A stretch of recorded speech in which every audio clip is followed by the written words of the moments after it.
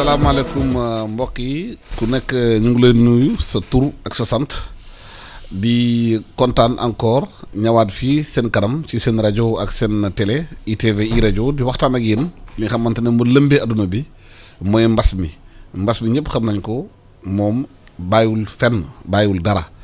te dafa mel ni adduna bi mbas bi da kaa tëj te mbas baa ngi ci réew mi nag rey na gum juróomi ñetti nit ci am na ñu bëri ñu ci feebar moo tax ñu faral nag di yeewu saa bu ñu yeewu suba teel fii ñëw ci rajo bi ak ci télé bi 7h ba 9h ci kàllaama wolof waxtaan ak askan wi gindi leen indi idées yi parce que mbas mi am na gaa waaye au delà de mbas mi réew mi la ñu waxtaanee nu muy doxee ak nu muy njeexital bi ak lu ñu war a def pour bu ñu génnee ci mbas mi tamit ñu xool naka lay demee waaye léegi mbas baa ngi fii ci bu mu nekkee fii tamit yan xalaat la ñu war a génnee ci réew mi xool naka la ñu mun a faram-fàccee liggéey bi ci réew mi ci fànn yëpp moo tax ñu am kontaante tey di dalal ci studio bi kii di Abdoulaye Niam di docteur en droit di fiscaliste te ñëpp xam ko ci réew mi ràññee ko ci maanaam xam-xam ci màcc ci mbirum économie mbirum fiscalité di dalal tamit docteur Moussa Thior yu bëri xam nañ ko nekkoon na fii maanaam patron du plan de lutte contre le paludisme te nekk expert international léegi di liggéey partout à travers le monde États-Unis ci bëri ci réew yi ci Afrique yi tamit moom tamit indi sax xam-xam ci mbirum lu mu xam ci pandémie parce que moom xam na ko mbirum santé publique la xam moo tax ñu leen di wax ñu leen di jaajëfal di leen dalal fii docteur Moussa Thior ndegam affaire bi crise sanitaire la d'abord dañ la bëggoon laaj gis nañ ci adduna bi yëpp France Espagne yenn réew ñu wax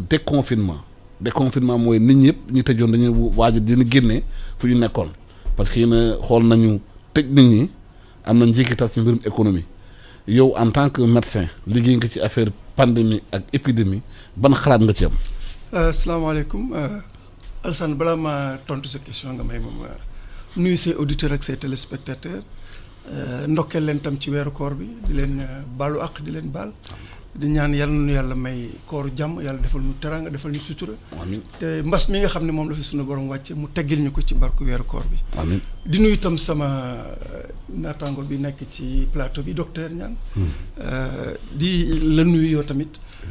et puis di wax rek ne balaa may wax ci waxu confinement bi dama bëggoon tuuti rek. bon rendre hommage et puis ñi nga xam ne ñoom la ñoo ñàkk seen bakkan. ci mbas mi nga xam ne moom mooy coronavirus bi. di masawu seen i mbokk di masawu seen i wayjur et puis di ñaan tamit yàlla na fi yem. yàlla na fi beneen de amati. waaw da nga wax ci waxu confinement bi bon am na ay dëkk yoo xam ne effectivement ñu ngi wax ne dañu bëgg a génn ci confinement bi léegi man xaw ma fan lañ ko teg d'abord man xaw ma sax lan moo taxoon ñu def confinement. d'abord confinement boobu il faut que ma xam fan la ñu ko teg ba pare pour ma mën a apprécier génn bi nga xam ne ñu ngi ci génn parce que man ci sama xam-xam bu gàtt. feebar bi ak li ma ci xamoon am na yeneen moyens yoo xam ne mënoon nañ ko utiliser yoo xam ne c'était des moyens beaucoup plus acceptables plus douces pour la population yoo xam ne dina leen may même résultat parce que soo seetloo dëkk yi nga xam ne ñoom ñoo gën a sonn ci coronavirus bi mooy dëkk yi def confinement. mooy France mooy Espagne mooy Italie soo gisee dëkk bu mel ni Suède wala Hollande ñoom defuñu confinement dañu bàyyi tëjuñu sax seen circulation interrégion ñoom ñoo gën a néew ay décès.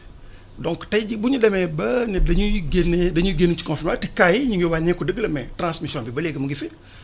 kon dama yaakaar ne xëy na ñoom dañoo toqi bëgg a génn ci mbiru confinement boobu nga xam ne defoon nañ ko te indiwul résultat yi ñu yaakaar ni am na ko. donc bon je crois que dinañ dugg ci loolu ci biir débat bi ci yenn choix stratégique yi mais yaakaar naa ne suñu génnee ci confinement bi loolu lu baax la comme nag ñoom ñu ngi wax ne dañuy génn ci confinement bi tey affaire bi sax jeexagul seen dëkk.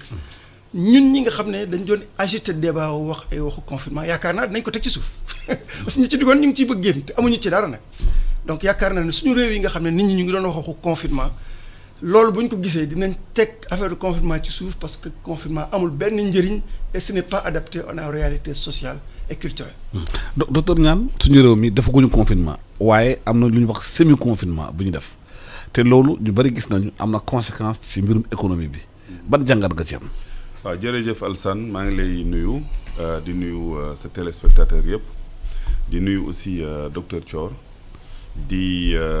wax ñëpp ñi nga xam ne ñu ngi woor Ramadan Mubarak di ñaan yàlla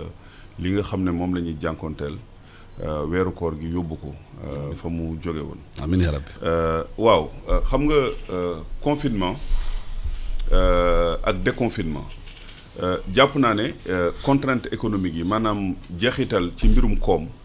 am na ci benn rôle bu mu ci joué. ndax pays occidentaux yooyu actuellement dañu nekk sous pression parce que entreprise yi taxaw nañ nit ñi taxaw nañ tey jàpp nañ ne état yooyu ak doole bi ñu am yëpp jafe na pour ñu régler problème économique yooyu. te loolu day indi tension sociale te réew yooyu bu amee tension sociale bokkut ak suñu réew yi pouvoir yi fa nekk day daal di am problème jàpp naa ne donc contrainte économique dina jouer ci au-delà bon boo jëlee contrainte médicale yi nga teg ko na le contrainte économique yi am na rôle bu mu ci jouer moo tax lii docteur Thior wax sànq dama koy dëggal effectivement man ci sama xalaat aussi mooy est-ce que décision confinement bi décision bu wér la woon est-ce que xalaatoon nañ ko ba def ko parce que bu fekkee ne contrainte économique la rek warul tax ñuy menacer bakkanu doomu aadama yi donc jàpp naa ne peut-être décision boobu gaawoon na mën naa am amoon na yeneen possibilités yu ñu def mais ñoom dañu jekki-jekki rek dugg foofu loolu moo tax nag ci biir waxtaan wi aussi il faut ñu xool ne mbir mi day lu bees lu bett nit ñi mais mën naa am aussi am na ñu nekk ci biir ñoo xam ne seeni intérêt la ñuy wër am na lu bëri lu ñu ci jaaxal dañu nekk ci àdduna bu bees aussi ci côté boobu Sénégal nag ak suñu réew yi moom effectivement affaire confinement moom ragaloon nañ ko fi lool ba ñëpp nee nañ la xew Europe ba ñuy confiné fii buñ fi confiné dinañ sonal askan wi moo tax semi confinement lañ def semi confinement bi metti lool ci koor gi ñu ne woon mën naa am président gën a aj confinement bi def ko ay 18h au lieu de 20h ci guddi gi aussi mu xaw ko yokk ba 20h mais ba 8h du matin mais heureusement laay mën a wax ndax effectivement bu ñu xalaat góorgóorlu yi nga xam ne il faut ñu génn wuti lu ñu yóbbu seen kër heureusement que heure confinement yi yokkuñu ko donc tey bu fekkee ne Europe ak yeneen dëkk yi ñi ngi wax déconfinement ñun mën naa am aussi war nañoo mën a xalaat ci côté boobu léegi nag il faut pas que ñu topp leen aussi parce que dama gis ne daanaka discours yi ñuy def foofu moom la ñuy reprendre fii officiellement comportement bi ñu gis foofu moom la nit ñi di reprendre fii te dafa mel ne du ma spécialiste médical mais dafa mel ne maanaam mbas mi ni mu mel foofu ak ni mu mel fii bokkul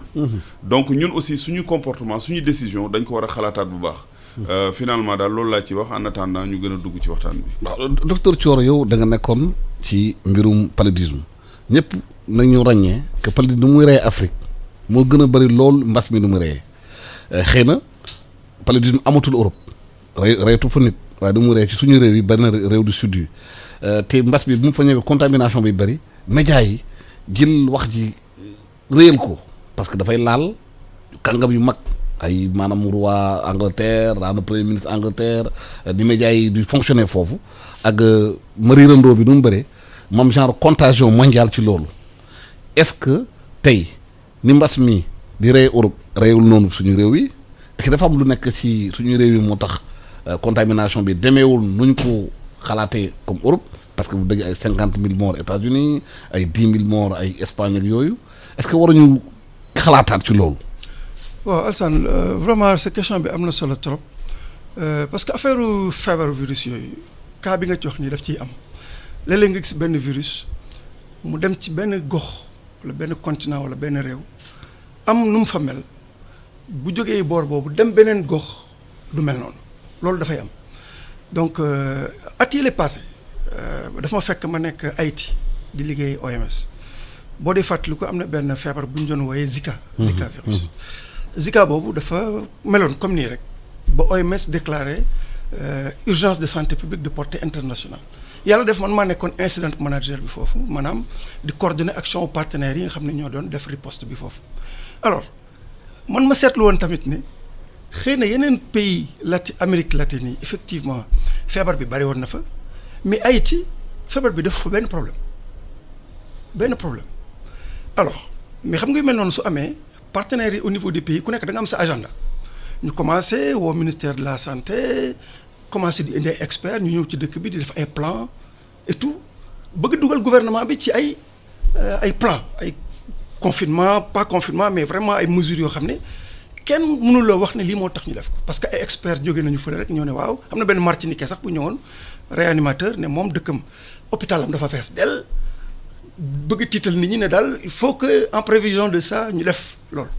Heureusement ministère de la santé bi nekkoon Haïti boobu nekkoon ministère boo xam ne dañu taxaw waxtaan ak ñun laaj ma sama avis man en tant que conseiller OMS man ma wax leen ne leen en matière de santé publique dafa am benn principe bi mooy il faut penser global mais il faut agir local. Penser global mooy lan nga xam ne yaa ngi dëkk ci benn àdduna boo xam ne maanaam village planétaire la. Donc lu xëyee États-Unis wala mu xëyee Brésil mën na yendu Haïti dëgg la mais décision yi ngay jël.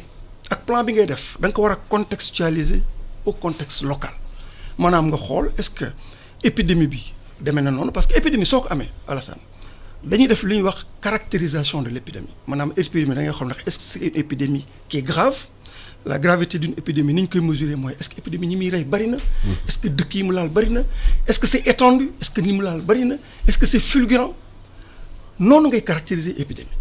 Épidémie Zika boobu boo koy caractériser c'est une épidémie qui n'était pas grave qui n'était pas fulgurante qui n'était pas massive te posé wul benn problème de santé publique gouvernement bi ne leen mais ñun dinañu fàggandiku mais vraiment mënuñu def li ngeen ñuy wax pour ñu def ko maanaam ay mesures yu dures tout simplement parce que am na lu ñu craindre loolu soo gisee ma nettali ko daf may fàttali exactement situation bi ñu vivre Sénégal. Sénégal qu'est-ce qui s'est passé dañu yow benn suba ñu gis effectivement ne am na benn feebar bu bees du coronavirus. buy def ay malheurs yu rëy Europe Amérique donc loolu c'est un fait mais xam nga léegi avec la magie des réseaux sociaux ñu wane image yi suñu mbokk yi nekk foofu def ay vidéo wane dëgg la nit ñi daal di tiit ne ben lii bu ñu deful attention lu raw fii muy ñëw et rien que sur cette base on a pris toutes les mesures. te OMS ci boppam def benn déclaration en disant que Afrique bu ñu moytuwul affaire bi sera pire qu'en Europe. waaw loolu yëpp mën nañ ko wax. mais booy xool loolu yëpp artu la rek mais dama la ne décision santé publique balaa nga koy jël da nga koy jël sur des bases locales maanaam épidémiologie bi te ñun boobu 5 cas lañ amoon maa ngi fàttaliku 5 cas lañ amoon amuñu woon sax décès alors yow sur cette base là nga tëj ay écoles tëj ay lieux de culte def couvre-feu. lan moo mën a justifier loolu du point de vue technique laay wax lan moo ko mën a justifier man gisuma lu ko justifier on aurait pu à mon avis mënoon nañu rek jël suñu matukaay parce que Sénégal yàlla may na ko mu am lu ñuy wooyee un système de surveillance épidémiologique boo xam ne Afrique ñi ko fi am bariwul. mais ministre yi ñëw fi yëpp nee nañu soo gisee jël décision yooyu comme benn comité scientifique mooy xelal président ci loolu c'est en fonction lu ñu koy wax la jëlee décision. waaw man comité bi xaw ma ñan ñoo ci nekk. mais lan daal mën naa la ko wax. man ba may def médecine ba nu nekkee 7e année sama xarit yi ñii dañuy demoon defi cardiologie maanaam ma affaire xol rek la ñuy toppatoo ñii dem defi gynécologie maanaam affaire yu jigéen bu wérul rek la ñuy toppatoo ñii dem defi ophtalmologie man ma dem defi santé publique c'est-à-dire loolu mooy suma liggéey. loolu moo ma yóbbu partout en Afrique beaucoup de pays en Afrique loolu moo ma yóbbu Haïti OMS loolu moo ma yóbbu États-Unis donc santé publique mooy sama métier. donc yow bu dee da nga nekk man loo xam ne nekkul sama métier au quotidien même bu dee médecine la tey jii bu nit amoon fracture nga yóbbul ma ko duma ko faj. parce que c'est pas mon métier bien que je suis médecin donc noonu la médecine demee donc ñi nga xam ne ñoom ñoo xelal président loolu man dama xamul fan la ñu ko teg wax dëgg yàlla du point de vue santé publique rek donc encore une fois je pense que on aurait dû et on aurait pu jël des mesures de sauvegarde comme am nañ un système de surveillance épidémiologique parce que booy xool Sénégal lépp lu fi dugg du point de vue santé ñu wax la ko xoolal ki jóge woon sànq keroog jaare Vélingara fexe nañ ba jàpp ko gis ko def investigation ñu war loolu mooy suñu système de surveillance épidémiologique taxaw na te mu ngi dox médecins yi am nañu xam-xam bi am nañu xarañ bi mais quand tu travailles dans un environnement boo xam ne c'est un environnement de stress c'est un environnement de peur c'est un environnement de panique mais sérénité bi tax ngay jël décision yu baax doo ko am te man yaakaar naa loolu moo ñu manqué depuis bi épidémie bi commencé fii ci Sénégal ba léegi. docteur Niane maanaam mesures yi jël nañ ko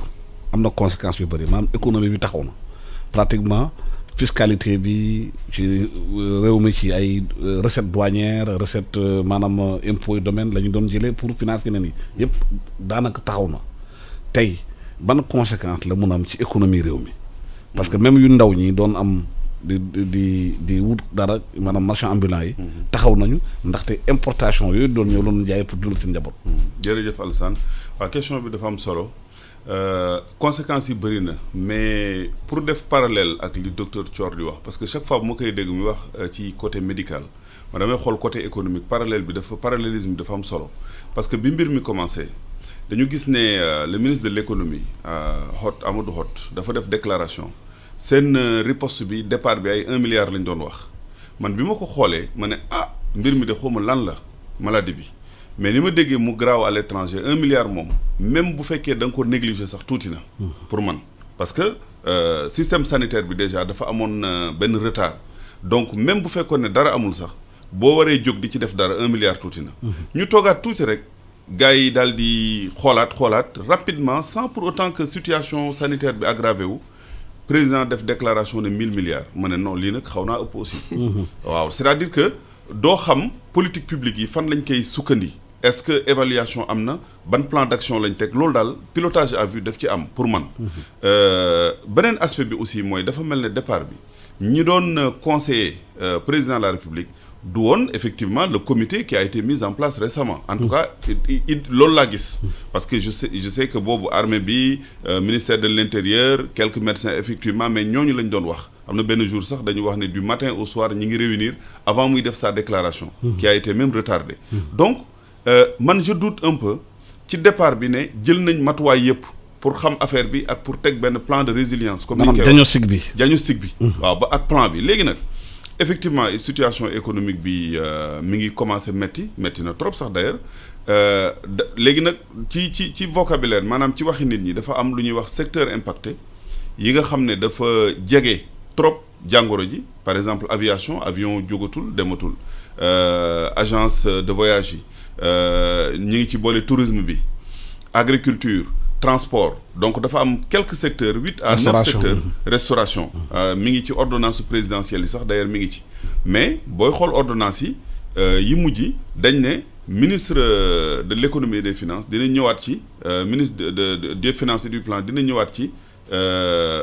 nu mu traité définir les secteurs impactés ndax dafa am ay mesures yu ñu jël sur le plan fiscal par exemple pour secteurs yooyu donc du secteurs yi ñu lim kese ñi ngi càmbar pour xool yeneen secteurs yu ci bokk éventuellement maintenant de façon immédiate li ñu mën a wax mooy secteurs yooyu ñuy wax ne c'est impacté moom lañ gis ñoom mais daanaka économie bi yëpp a impacté parce que économie c'est circulaire système la daanaka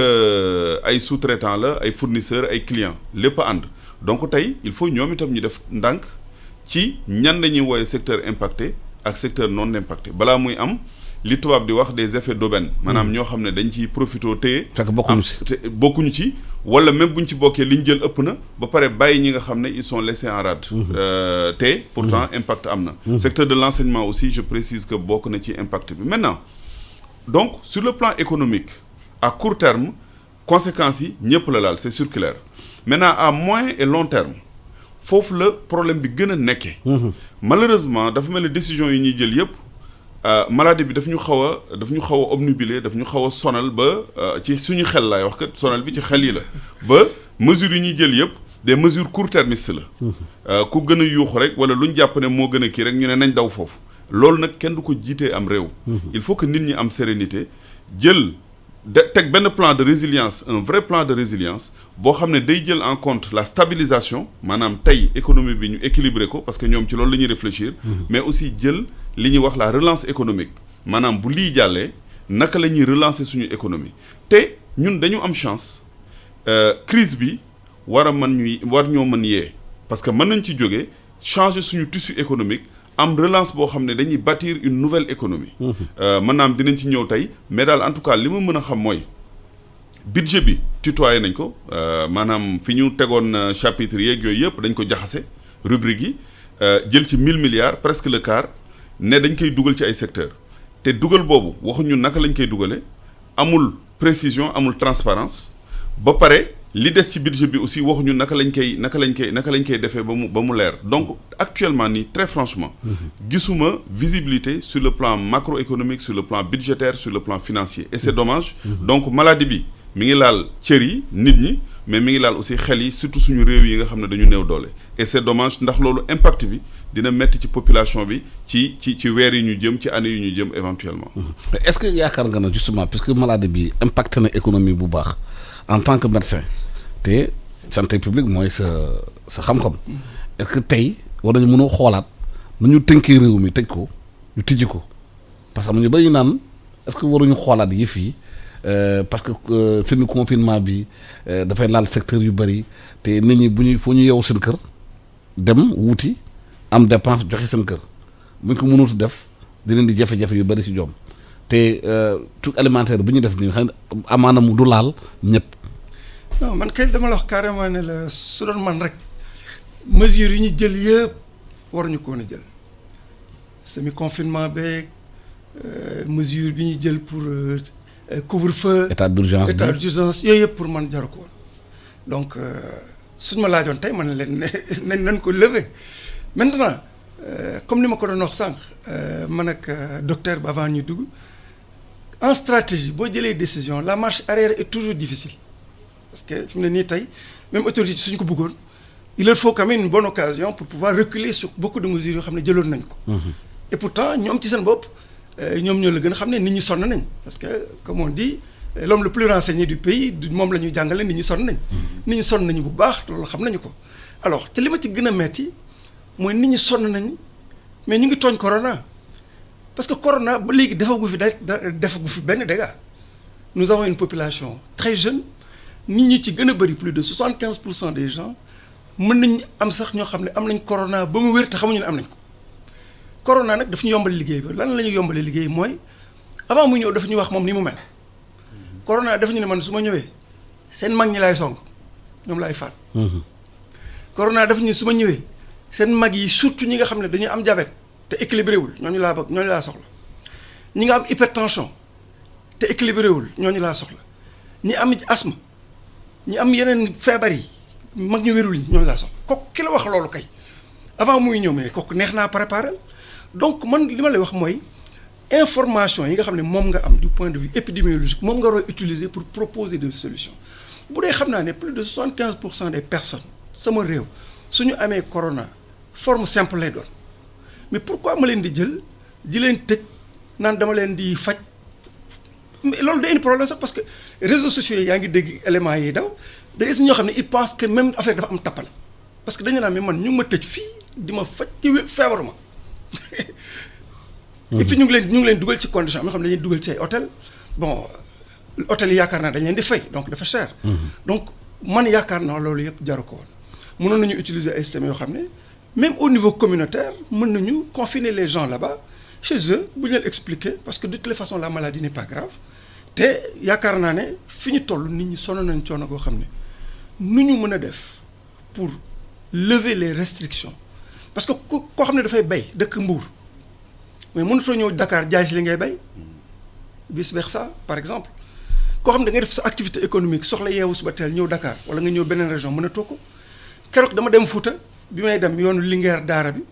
gars yi dañ tere luuma yi mais nit ñi ne da ngay gis nit ñi ñu yore ñaari xar ñaari bëy ci tali bi. dafay attroupement yu ndaw yoo xam ne attroupement yi kenn diglewu ko donc gis nga li nga xam ne moom ngay bañ mesures yi nga jël da nga koy créer donc actuellement souffrance bi ñu souffrir yëpp c'est les mesures inadéquates yi nga xam ne jël nañ ko moo ñu gën a souffrir lu ko coronavirus bi. te yaakaar nga ne yow mesure barrières yi buñ ci insister jàngal ko population bi mën nañu bàyyi nañuy dem tout en respectant les mesures barrières. mais doy na xam man kañ laa wax gars yi nañu utiliser masque depuis le début mois de mars may waxtaan ak sama benn xarit bu nekk ci assez élevé dans la hiérarchie may wax ak moom ma ne ko man su ma doon yéen dañuy décider tout de suite la généralisation du port du masque mais xam nga lan la ma tontu ne débat bi gars yi doon wax France rek Sibeth Ndiaye ne non bon masque bi amul utilité ñi nga xam ne ñoom feebar la di def ci débat yooyu léegi xoolal ñu dawal quelques semaines Académie française ne port du masque obligatoire samedi lañ ko wax mais écoute lundi ñu ne port du masque donc c'est juste pour vous dire que dafa bëri mimétisme ci li ñuy def. da ngay seetaan France 24 rek ñu def benn affaire rek nga yeewu suba teel ñu ne ñu ngi koy def Sénégal donc yooyu la ñu war a éviter il faut penser global certes mais il faut agir local mooy nga contextualiser décision boo jël na nga contextualiser xoolal lu toll ni école lu toll ni ay jàkka église nga tëj leen ci réew mu mel ni Sénégal man mi nekk santé publique de man man du ma oustaz waxuma ay affaire du point de vue religieux je ne donne pas de raison sur ce point là mais je me place uniquement du point de vue de la santé publique man liggéey naa lu yàgg ci ay programme communautaire bind naa ci ay livres les interventions à base communautaire au Sénégal j'ai écrit ça dama wone ne utilisation bi ngay utiliser les lieux de culte jàkka yi ak jumaa yi naka la mën a permettre nga atteindre te cible dans la communication communautaire école yi naka nga mën a utiliser les élèves les maîtres pour atteindre ta cible de communication loolu dañ ko démontrer yow nga nekk ci crise boo xam ne c'est éminemment communautaire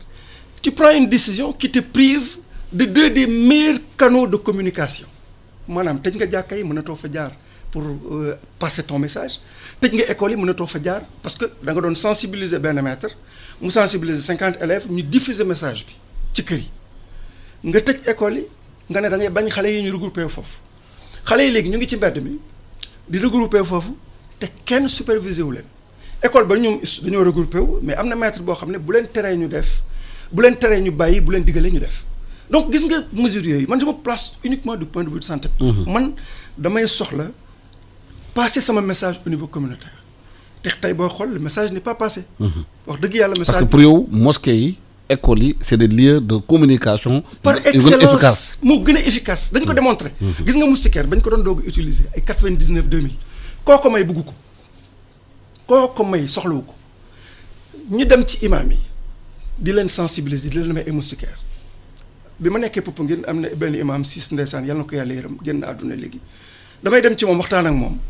jox ko 100 moustiquaire muy waxtaan ak nit ñi ci jàkka yi ci jumaa yi distribuer gis nga avant ma fay jógee 2004 dañ ma doon ñaan moustiquaire yoo xam aw ma sax fu ma koy jëlee école yi c'était la même chose monsieur Kane dama doon dem ci moom waxtaan ak moom mu ne ma docteur dama bëgg nga organiser ma benn séance de discussion ma dem 1 heure de temps ci école bi ñu woo maître yi waxtaan ak ñoom ci message bi ma bëgg ñu jàllale ko ci école yi xale yi bu ñu demee seen kër waxtaan ak seen papa waxtaan ak seen yaay message bi ma bëgg jàll mais corona tey loolu la soxla woon nga dem jël mesures yi nga xam ne moo la gën a mën a permettre nga communiquer au niveau communautaire nga fermer ko man de boo ma déglu woon man mu spécial santé publique man loolu na mujj na nekk li nga xam ne moom ngay def boo amatul aucun choix mais doo ko commencer boo dès que tu taxawee. docteur tey 1000 milliards. jël nañ ko dugal ko ci économie bi. te entreprise yu bari fu nekk nii état bi nee na wuy amul licenciement amul yooyu mais secteur privé bi nee na loolu ñoom xëy na ñoom gëmuñ loolu. c'est-à-dire que entreprise bu amul xaalis. bu doxul bu liggéey bi indiwul ay bénéfices la bu dañu fi licencier. waaw effectivement question bi dafa am importance et puis dafa wane crise bi dafa wane lu bari. Et d'ailleurs nit ñi dañu war a situer ay responsabilités au niveau politique parce que déjà ministère des finances dafa waxoon depuis d'ailleurs Amadou Ba Abdoulaye Daouda Diallo ñëw confirmer ko ne yore luñ dara entreprise yi corona bi ñëw ñu ne waaw dette bi ñu yoreloon entreprise bi plus de 300 milliards dinañ ko fay mais donc il faut ñu wax ak sénégalais yi aussi dëgg il faut que communication bi nekk une communication de vérité ñëpp yàgg nañ xam ne yoreel nañ entreprise yi xaalis mais aujourd'hui corona bi dafa ñëw rek ñu ne dañuy fay entreprise yi léegi nag loolu dette boobu 300 milliards yooyu yi nga xam ne ci 1000 milliards yi la war a jógee éventuellement il faut que ñu wax naka lañ koy fayee xam nañ ne lu ci bari mën naa am ay entreprises étrangères yu mag la faut pas que ñu jël xaalis boobu jox ko entreprise tubaab yi ak yu mel noonu il faut ñu jox ko entreprise sénégalaise yi lu ci bari bokk donc il faut ñu am benn grille de visibilité ci paiement boobu nga ñëw ne da ngay def exonération fiscale mais exonération fiscale yi ñu jot a waxagum wax dëgg yàlla entreprise de moins de 100 millions la ñu wax loolu la ordonnance bi wax moins de 100 millions mooy daanaka informel la ñu ne seen salaire yi jëratul ñu koy fay nañ leen ko bàyyi ba fii ak fin juin mais ñooñu daanaka amuñuy salarié ay prestataires lañ wala entreprise individuelle donc foofu daanaka defuñu fi dara entreprise yu mag yi ñu ne leen waaw yéen 30 avril bi na ngeen fay wante état financier yi mën ngeen bàyyi ba fin juin loolu aussi du mesure parce que état financier mooy base u fay l'impôt donc soo fayee ko l'impôt état financier def nga ko ba pare donc man doo ma xam parfois fan la ñuy xalaate ñoom maintenant 1000 milliards yi lu ci bari aussi dañ ko jël ne résilience sociale benn 100 milliards presque naan ay eau ak électricité tranche sociale yi dañ koy may nit ñi mais loolu man rafetlu naa ko parce que du ñu manipuler xaalis dañuy dem directement Sénélec ak Sen'Eau yóbbu fa ay milliards loolu dafa bokk ci transparence mais nag boo defee analyse économique bi loolu day indi li ñuy wax inéquité sociale maanaam ñàkk a tollale nit ñi parce que bari na ay sénégalais yoo xam ne amuñu ndox amuñu électricité ñooñu bu fekkee da nga jël centaine de milliards nga def ko ci subventionné mais ñooñu noo leen di def moo tax dañu waroon a penser globalement l'économie jàpp naa ne am na ay subventions yu ñu mënoon a def ci matière première yi nga xam ne denrées yi nga xam ne denrées yi nga xam ne nit ñi dañ koy lekk ak yu demee noonu ba boo ko subventionné nit ñi mën ci jot à des coûts supportables. maanaam wàññi ceeb bi wàññi diwlin bi suukar si wàññi pat yi wàññi suukar si wàññi leneen ak leneen te dama ci laaxaale ne ci kii lañ jëm saison des pluies. mënoon nañoo profito engrais bi ñu def ko à disponibilité semence yi ñu def ko à disponibilité jël 1000 milliards relancer ci commencer ci relancer économie bi. bu ñu jógee ci confinement bi nit ñi mën a nekk ci dara mais malheureusement dafa mel ne manipulation xaalis la ñu jiital jël ay 69 milliards naan dañ ciy jënd ay denrées kooku c'est une décision catastrophique. La preuve dañ ko def rek mu commencé am ay njombe ñu jël ay entreprises yoo xam ne doo xam fu ñu jógee jox leen ay commandes en riz et en huile alors que amoon na ñu fi nekkoon di sonn ci secteur huile ak riz ay Moustapha Tall ay Bokar Samba Dièye yooyu ñooñu boo leen woowoon ne leen waxtaan leen soxla naa tant de tonnes de riz fexe leen ba am ko nga jël milliards yooyu jox leen ko dinañ relancer seeni entreprise parce que ñoom ñoo ko mérité. ba pare nag nga xool aussi système de distribution bi nga fexe ba comité de suivi bi nga def ko avant ngay passer commande yooyu déjà ay sénégalais ngay commandé comité de suivi bi moo leen di commandé wax ak ñoom nga jël milliards yi def ko à leur disposition mu am transparence mais doo ñëw commandé ba pare lancer marché yi nit ñi yuuxu nga daan ne da ngay teg comité de suivi pour noyer l'eau dans le poisson. loolu yëpp pour man sur le plan économique loolu yëpp c'est pas de bonne chose maintenant. Sur le plan économique aussi il faut ñu xool bu baax dans les mois à venir su fekkee ne confinement bi day continuer salariés yi toog seen kër les entrepreneurs privés toog seen kër le secteur informel toog seen kër il faut ñu xool ne économie bi dina dugg ci récession maanaam dina wàññeeku bu baax a baax parce que chiffres yi ñuy joxe sax bu ñu toogaatee tuuti dina gën a garaaw te Sénégal budget salaire yi à peu près 70 milliards la si je ne m'abuse. Donc 70 milliards yooyu économie bi moo ko war a générer bu nit ñi liggéeyul nag duñ créer valeur ajoutée duñu créer dara donc loolu aussi nañ ci def ndànk parce que mën na indi tension maintenant ma daaneele ci li nga wax ci affaire ordonnance bi sur l'emploi état bi def ne au moins nañu fay 70% salariés yi entreprise yi ne 70% yooyu am na nu muy demee duñ ko mën am. foofu pour man décision boobu c'est pas très sain parce que dañuy opposer employeur ak employé te waruñu leen opposer parce que ci crise bi nii ñooñu dañu war a ànd jéem a xool naka la ñuy ute solution gis nga affaire chômage technique boobu boo demee France ci législation normale bi rek nga xam ne amagul woon crise chômage technique mën nga dem ba 50% du salaire nga fay ko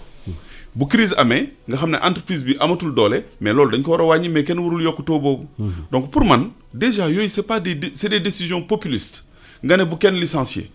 waa léegi yow kon entrepreneur bi moom bu fekkee ne liggéeyul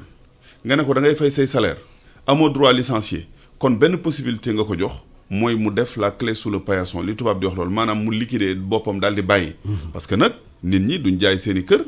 wala ñuy jël li ñuy dundale seen askan di ko joxee employé. parce que ñu bëri nee nañu bu fekkee ne état bi nee na entreprise yi nañu fay salaire yi 70% xanaa état bi day jël si gaafam bi jox entreprise yi fay salaire yi. mais justement loolu mooy problème bi c'est-à-dire que loolu yëpp décision populiste la moo tax gis nga crise bi malheureusement taar yi maanaam défaut yi suñu gouvernants yi dafa gën a feeñ parce que ñoom defuñu communication sociale moom la docteur Thior wax sànq. communication publique la ñuy def ak communication politique maanaam lépp ci départ bi dafa mel ne daal bi crise bi commencé rek dañ ne waaw corona lan la ñu mën a jox ci pouvoir commencé di ko traiter nag malheureusement population boo ñu ci sonn donc foofu décision yu ñu jël sur le plan normatif décision yu ñu jël sur le plan de la gestion de l'épidémie décision yu ñu jël sur le plan économique yépp daf leen di joxaat pouvoir joxaat ñenn ñi xaalis maîtriser waat population bi napp leen yoxal leen. Bon malheureusement boole ci xaw a normal diine ji nag. waaw parce que li docteur Thior wax sànq daf koy indi maanaam daal pouvoir yëpp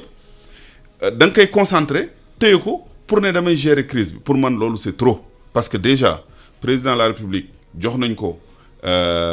mais tous les pouvoirs à l'Assemblée nationale pouvoir yooyu jàpp naa ne daf ko waroon a utiliser pour gérer au mieux la crise en essayant de fexe ba sénégalais yi am benn résilience bu ñuy def aussi maanaam di def seeni activité di tedd ba pare mën a mucc ci crise bi loolu nag du ay décisions populistes ñoo koy def malheureusement décisions yooyu la ñuy gis et c'est dommage pour ce pays parce que Sénégal am na ay médecins yu baax am na ay professeurs d'université yu baax am na ay spécialistes de la santé publique comme ni mu ko waxee des gens yoo xam ne bu ñu leen joxoon kàddu ca départ ba pare déglu leen mën naa am du ñu egg fii parce que crise bi defaguñu bilan bi mais gestion bi ñu gisagun c'est une gestion quand même tout à fait catastrophique. Est-ce que instant bi yaakaar nga ne béy weesul mbuus mun nañ toog waxtaanaat xoolaat ñu mën a rectifier yëf yi parce que plus ñuy dem ci situation bi ni économie da gën a sonn entreprise yi da gën a sonn te entreprise yi bu ñu sonnee dañuy tëj. te bu ñu tëjee dañuy chômage bu chômage bi amee dina am ay jafe-jafe parce que kenn xamagul virus bi ka lay arrêté wu. puisque nee nañu virus bi nit yi lay nekk. tant que nit ñaa ngi dox mu ngi dox. toog leen seen kër mais toogal sa kër.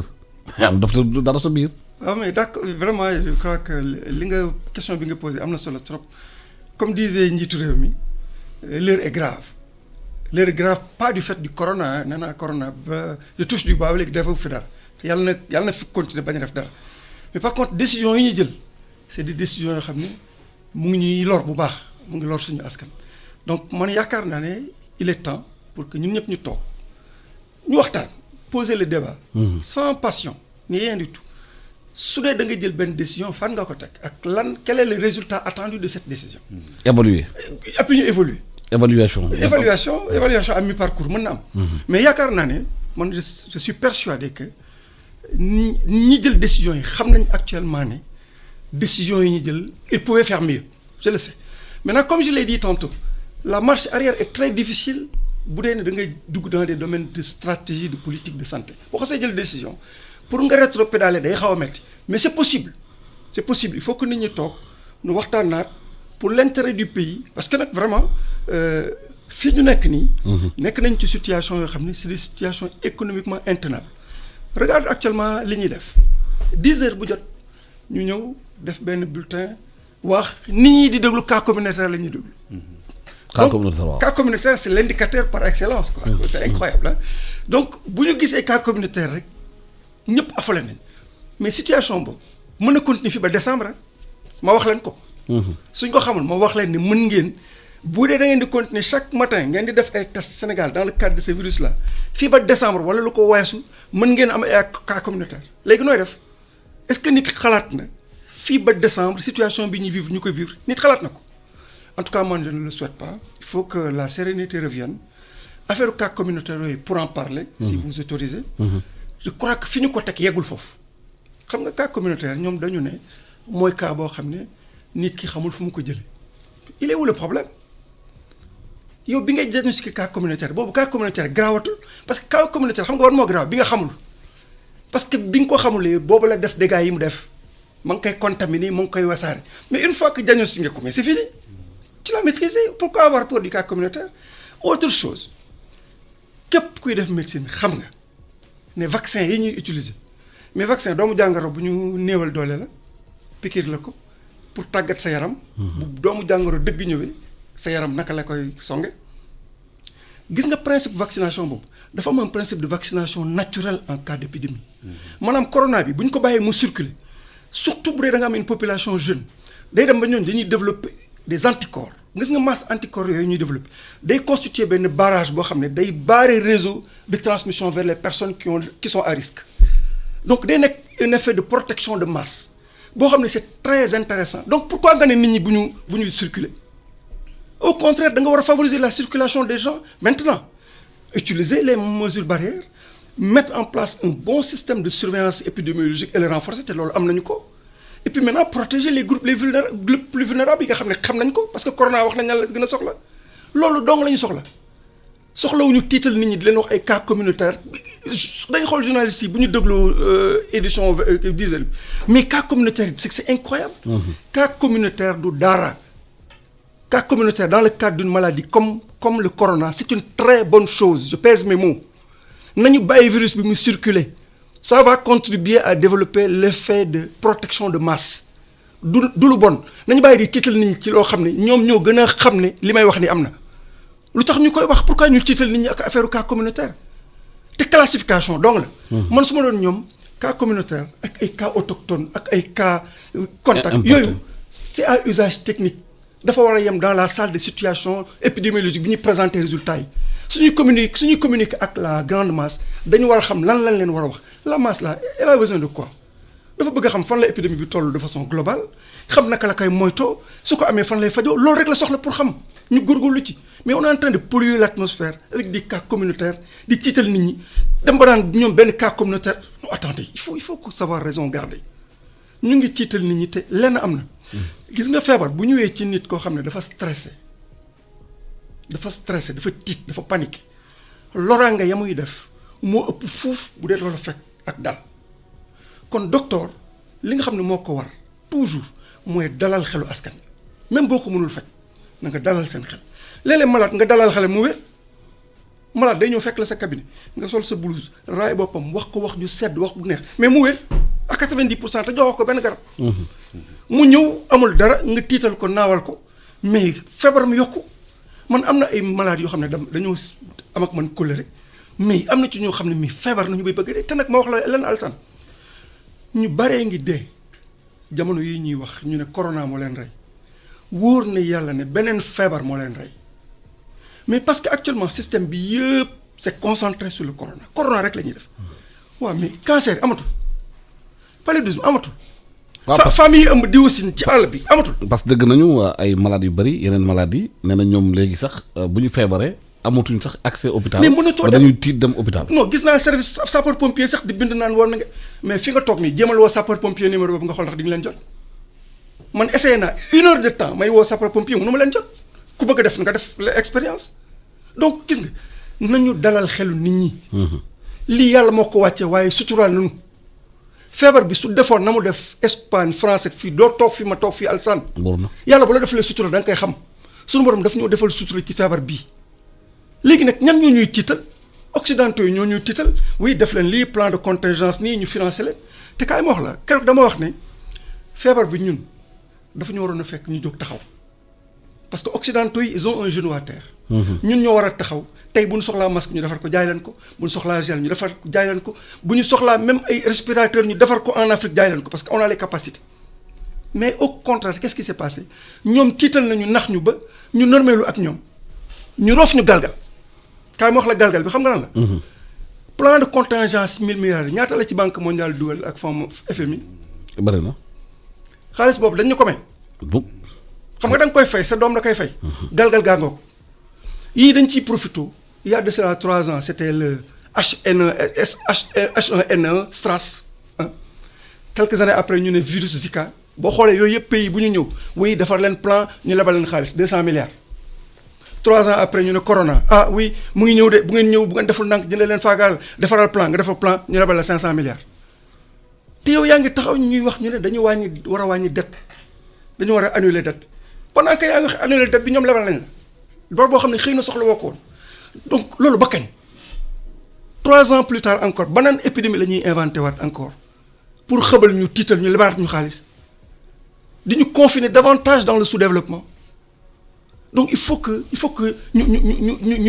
ñu bañ ñuy foyee suñu xel quoi. donc voilà. justement la question sous-développement loom solo la parce que organisme yu bëri ci international nañu virus bi dina réduire ñu bëri dans la pauvreté déjà ñun dañoo ndóoloon ba pare te ndóol bi xëy na sax nattuñu ko. ñu ko war a nattee parce que chiffre yenn saa du refléter réalité terrain bi te ñu si gën a ndóolu mooy ñi xamante ne ñu ngi ci àll bi ba ñëwoon fii ci Ndakaaru di daan seen doole mooy ay marchands ambulants impact bi crise bi am ci ñoom est-ce que loolu yaakaar nga ne natt nañ ko. non nattuñu ko parce que effectivement mbir mi dafa bett gouvernants yi suñu institutions yi amuñu solidité pour mën a réagir rapidement donc loolu moom peut-être bu jàllee la ñuy xool malheureusement li wolof di wax ndox bu tuuroo an baax moo ci des loolu moo ñu dal souvent ci crise yu mel nii mais damay wax ne rek effectivement plan de relance stratégique bi ma doon wax sànq loolu la waroon jëriñ. tey dañu waroon a xool à peu près réew mi fan la jëm d'ici quelques mois docteur Thior nee na mën na am affaire bi dem ba ay décembre éventuellement effectivement virus la rek buy dox mi ngi mel ne grippe bi fi doon am wala palu mais ay at la fi nekk donc virus même dans les pays occidentaux ñi ngi naan actuellement ñi ngi génn ci période de froid bi ñi ngi dugg ci printemps bi virus bi mën na am tàngoor bi xaw koo reculer mais c'est sûr que dina réapparaître l'année prochaine à la même époque et cetera donc affaire bi il faut ñu jël ko avec sérieux certes mais avec sérénité léegi donc affaire pauvreté boobu dafa am solo moo tax d'ailleurs j'interpelle les pouvoirs publics aujourd'hui financement crise bi dañ ko jël ci recettes budgétaires yi ak endettement FMI droit de tirage spéciaux du Sénégal ñu jël affaire yi daal ñu koy joxaat à 100% maanaam mi ngi mel ne benn associé rek ci société nga def ca benn capital 2 millions nga dem ba am problème ñu ne la yow 1 million yi nga def dañ la koy lebalaat ñun noonu la ñu def actuellement ci FMI moo tax ñu joxaat ñu xaalis bañ fa tegoon. donc daanaka ñun amatuñ fa doole ju bari bay wax parce que lebal nañu lañ fa tegoon te deuxièmement dañ ko war a fayaat ce qui est quand même bizarre. Banque mondiale lebal ñu France même Union européenne da ngay dégg ñu naan dinañ jox Afrique xaalis dinañ leen lebal loolu gars yi dañ koy Macron wax na ko gars yi wax nañ ko te waxuñu yan conditions lañ ñuy lebale léegi nag pour man financement bi mais c'est le moment de poser la souveraineté monétaire réserve yi ñu amoon Banque de France te ñu indiwaat ko BCEAO ñun état UEMOA mais réserve yooyu nañ ko jël def ko ci économie bi il est temps wax nañ ne réserve yooyu day ñëwaat. mais bu ñëwaatee nañ ko def ci économie bi gis naa ne BCEAO am na ay mesures yu mu jël sur le plan monétaire wax ak banques yi au passage je dis que d'ailleurs l'association des professionnels l'APBF génn nañ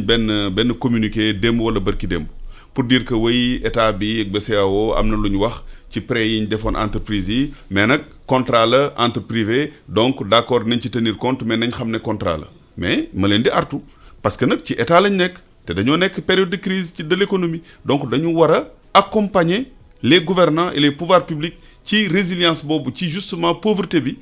comme sonaloon na nit ñi au moins effet crise bi ñu atténuer ko donc suspension des prêts yi ñu leen wax dañ ko war a def sans condition en accompagnant les emprunteurs mooy entreprises yi wala personne morale yi loolu la ñu war a def mais waruñu fi nekk di diital naan way contrat la woon donc kenn duñu forcer loolu nag li ko indi mooy aussi suñu structure bancaire banque yu ci bëree bëri seen yoon nekkul ci nit ñi sonn parce que seeni ordre ñi ngi koy jëlee de l'étranger ay Maroc ay France ak yeneen i dëkk donc crise bi daf ñu war a pousser ñu jéem a seeti souveraineté bancaire xool ay banques de développement véritable yoo xam ne bu état waxee pour ñu yërëm askan wi dañuy yërëm askan wi donc financer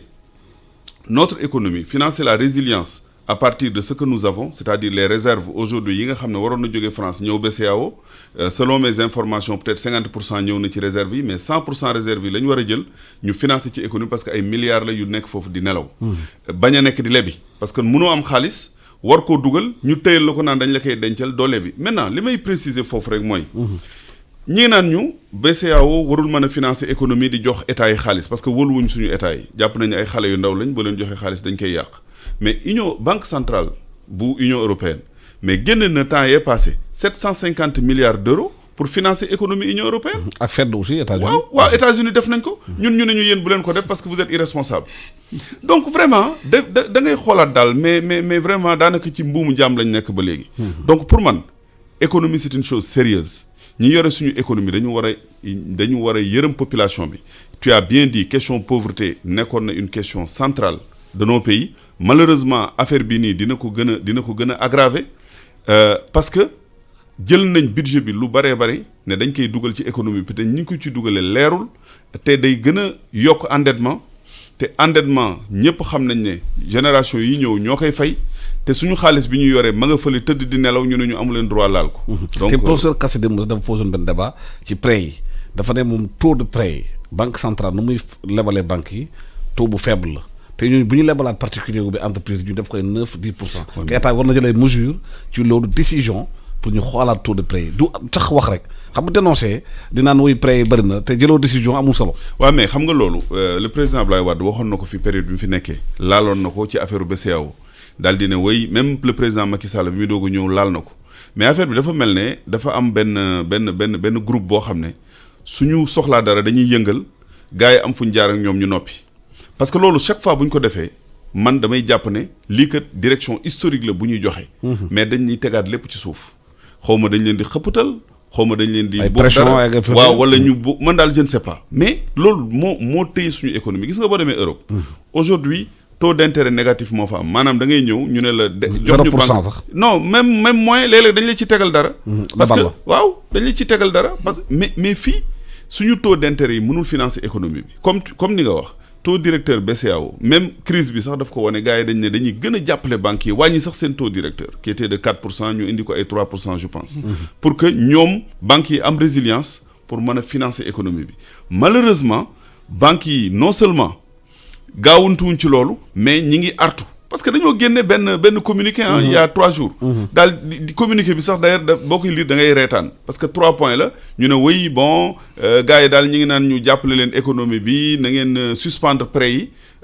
pour que nit ñi bu ñu demee ba mën a fay ñu commencé waat fay mais nag daal def deuxième point mais nag contrat privé la te contrat privé ay conditions ay principes ay valeurs ñoo ko déterminer kenn waru ci def troisième point ñu ne woy état Sénégal ak BCEAO effectivement ñi ngi naan ñu kii ñoom dinañ waxtaan ak nit ñi ce qui fait que position sax amuñu ko. mais li ñuy wax daal mooy ñi ngi artu di diital mais nag droit dafa am ay concept par exemple force majeure mën na feeñ fii.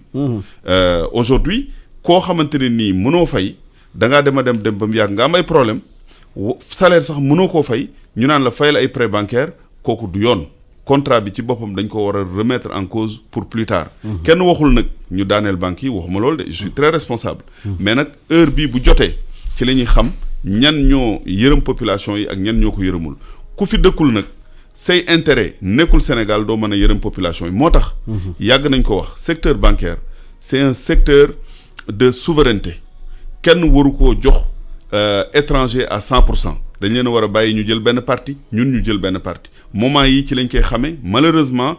sàggane nañ ko donc nañ fexe ba buñ génnee ci crise bi ñu jéem a am une bonne partie du secteur bancaire pour que bu problème amee ñu mën a relancer l'économie. est-ce que loolu taxul comme di nga ko waxee bu ñu génnee ci crise bi def réforme da xamante ne Sénégal la gën a moom souveraineté bancaire am ñu bàyyi ay CBAO Maroc ak moom. BICIS. dañ koy tudd. SGBS. tubaab ak moom. ñun BN2 la ñu am. BN2 doole mu war a am amu ko. non mais loolu mooy problème bi loolu laay wax nii c'est-à-dire que il faut que dans ce pays ñu bàyyi di fooye ak population ak économie bi il faut que li gën a am solo ñu régler ko bu ko defee détails yi ñu bàyyi ko muy tourner secteur bancaire dafa am solo pour financer économie surtout ñun période bi ñu nekk nii gis nga Europe. bi ñu jegee ci guerre mondiale pour relancer leur économie l'Allemagne par exemple li ñu njëkk a def mooy teg le marque allemand bi marque allemand bi ñu ko tegee dañ ko defal statut le chancelier allemand daan ne fii la ñuy defaraate Allemagne ñoom noonu lañ def ci seen monnaie la ñu defaraate moo tax Europe tey ñoo fa gën a dëgër ñun nag monnaie bi moom dañ ko tayle mais nag suñu indépendance dafa des France bi mu ñu joxee indépendance daf ne jox naa leen indépendance mais seen monnaie maa ko téye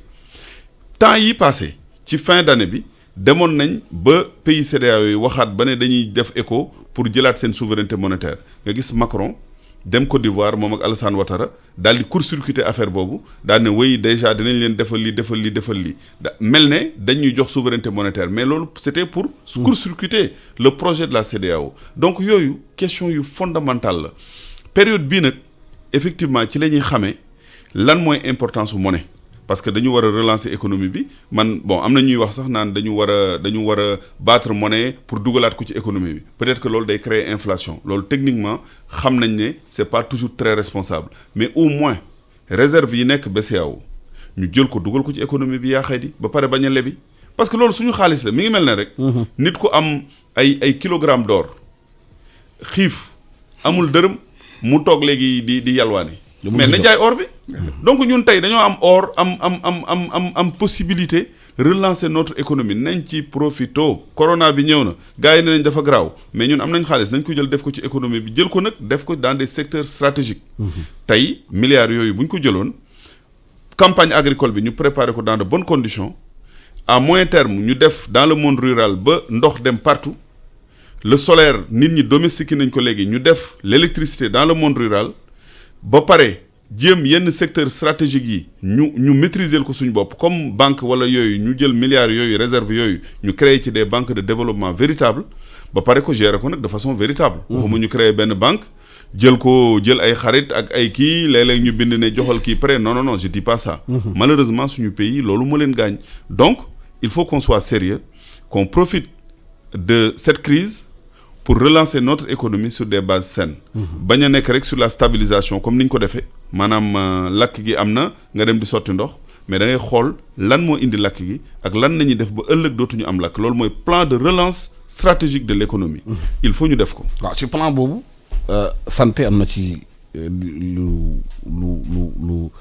jéggi dayoo war na ci am lu bëri parce que xalaat nañu tey ak crise bi wane na. Que médecins yi ak santé bi lu ñu nërmaloon la am na war na am doole parce que ab réew bu fekkee mënoo faj say malade mënoo jàngal say xale mënoo dundal sa njaboot boo réew yaakaar nañ ci xool nañu lu bëri parce que fac médecine Sénégal c'est l'une des meilleures facultés de médecine ci Afrique de l'Ouest francophone médecins yu bëri yi fa nekk yéen leen di former waaye ñun bu ñu feebaree Maroc la ñuy yóbbu pour ñu faju est-ce que yaakaar na xaalis bu ñu war a génne war nañu renforcer système sanitaire bi renforcer plateau technique yi ci gox-goxaan yi même bu fekkee nee nañu Sénégal foo nekk am na carte de santé waaye carte de santé boo ko amee amuñu waa Kénine amul njëriñ ñun rek moo fa nekk il faut ñu dugal fu moyen lan la ñu war a def ci loolu docteur. mais Assane sa question bi tontu na boppam xoolal plan 1000 milliards yi ñaata la ñu réservé santé 1000 milliards yi ñaata la ci santé am amu ci dara. amu ci dara. te tey coronavirus bi dafa waroon nekk benn opportunité boo xam ne région bu nekk waroon na am un hôpital de niveau supérieur boo xam ne dafay am scanner radiologie bu baax dafay am laboratoire bu baax am système service de réanimation bu baax am ay chirurgiens ñu recruter ay personnel dafa waroon nekk opportunité pour loolu. mais tey boo xoolee voilà une crise sanitaire boo xam ne annoncé nañ benn plan de contingence te man sooy xool santé amu ci lu bari ça c'est quand même paradoxal. Donc encore une fois je pense que crise bi war nañ ci mën a jàng lu bari je pense que am nañu système de prévention de santé publique boo xam ne c'est bien mais prévention santé publique dafa am lu koy compléter mooy un système de soins te tey jii boo xoolee am na ay coow yu jib tout simplement parce que nit ñi dañu ne bon ci yenn régions yi mais man région yu bari man amul région bu ma deful Sénégal wax ma ban région moo fa taxaw am système service de réanimation bu normal am laboratoire bu normal am bloc opératoire yu normal mais bëriwul amul soo génnee Dakar soo génnee fii am yenn feebar wala ñu war a def yenn diagnostic il faut que ñu andi la te actuellement nii nit ñi bougé wuñ donc ki am problème mu cancer am rendez-vous fii Institut Curie souvent day am difficulté pour ñëw parce que on dit que way booy demee ñu defal la rendez-vous mais demal nga jéem a am rendez-vous laisser passer pour ñëw nga xool essayer tuuti nga xool ba moytul bu sa yaram neexul da ngay découragé même boo wéree sax da ngay découragé parce que da nga fa fekk nit ñu bari ñu am ay tracasseries yoo xam ne da nga naan naa toog jàpp ci yàlla donc lu bari ci liy lor nit ñi actuellement sax loolu ci la bokk donc Alassane encore une fois je pense que santé war nañ ko gëstu ci période de crise bi pour que justement ñu profiter ci pour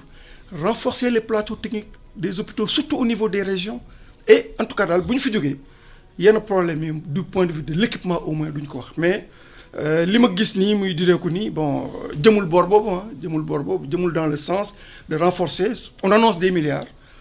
on achète du riz on fait beaucoup de choses mais bon dans le domaine de la santé man vraiment li ñu ci def xeeb naa ko quoi. waaw ni ñu war a renforcer plateau technique yi. ci région yi cas de santé yi parce que gis nañu Ndakaaru avant ñuy tax dugg ci crise bi am ñu poser débat bi dinañu système santé Sénégal même bu amee accident sapeur-pompier amul hélicoptère médecine amul hélicoptère alors que fii boo xoolee hôpital yëpp si kaw seen terrasse yi mun na plateforme nga mën a ubbi hélicoptère mun na ci wàcc parce que boo amee accident circulation way bëri am embouteillage boo moytul si ambulance bi ngay des balaa nga egg hôpital naka la réew mu mel ni Dakar système santé bi amul genre moyen yooyu. non man je pense que yëpp question de politique de santé la xam nga suñu politique de santé man dama ko yàgg ko wax. suñu amul benn lisibilité. gis nga politique de santé boo koy def da ngay am ay axes yoo xam ne ci ngay sukkandiku te man axes yi ma gis ñaar la. ñett pardon. Il y a l'axe privé le public et le communautaire état mënul def lépp du point de vue de la santé gis nga bu la kenn nax pays développé day ànd ak système de santé développé si ton niveau de revenu est très bas le public day am limite boo xam ne da koy am kooku kenn mënu ci dara mais par contre. Il y a les privés état bi mënoon na favoriser regrouper privé yi ñu organiser wu def ay hôpitaux yoo xam ne sous région bi yëpp ku fi feebar Dakar ngay ñëw doo dem Maroc loolu mënoon na nekk. parce que xam-xam baa ngi fi espace baa ngi fi lan moo leen manqué moyen soo woon ay médecins ñu regroupé wu nga defar benn clinique boo xam ne ay milliards lay jar ñoom dina lay wax équipement yi ñuy soxla en termes de laboratoire en termes de radiologie bloc opératoire ñame danaa fa daaw visiter mais am benn hôpital bu ñu defar mais c'est extraordinaire. mais ko gouvernement bi moo ko defar. mais gouvernement bi nag. avec chinois je crois que loolu bu ko gouvernement defee gestion bi day lourd souvent. da ngay favoriser ay privé ñu organiser wu defar ñett hôpital pas à Dakar dañ ko def loin am na ay privé yu def fii ophtalmologie de pointe mais sous région bi yëpp dañu fiy ñëw mais ñooñu seen initiative privée la. état bi dafa waroon favoriser loolu dimbale nit ñi pour ñu compléter ce que l'État ne peut pas faire dans le public. Du point de vue communautaire, il y a d'excellentes choses qui se font. Malheureusement, crise bi booy xool acteurs communautaires yi sax mënuñu def bàjjenu gox yi mënatuñu liggéey relais communautaire yi mënatuñu liggéey à cause de la stigmatisation. Donc je crois que crise bi li mu ñu war a jàngal bari na mais man li ma yaakaar politique de santé bu leerul. boo xam ne amul vision bu claire rek moo ko waral. On vient depuis les années on refait la même chose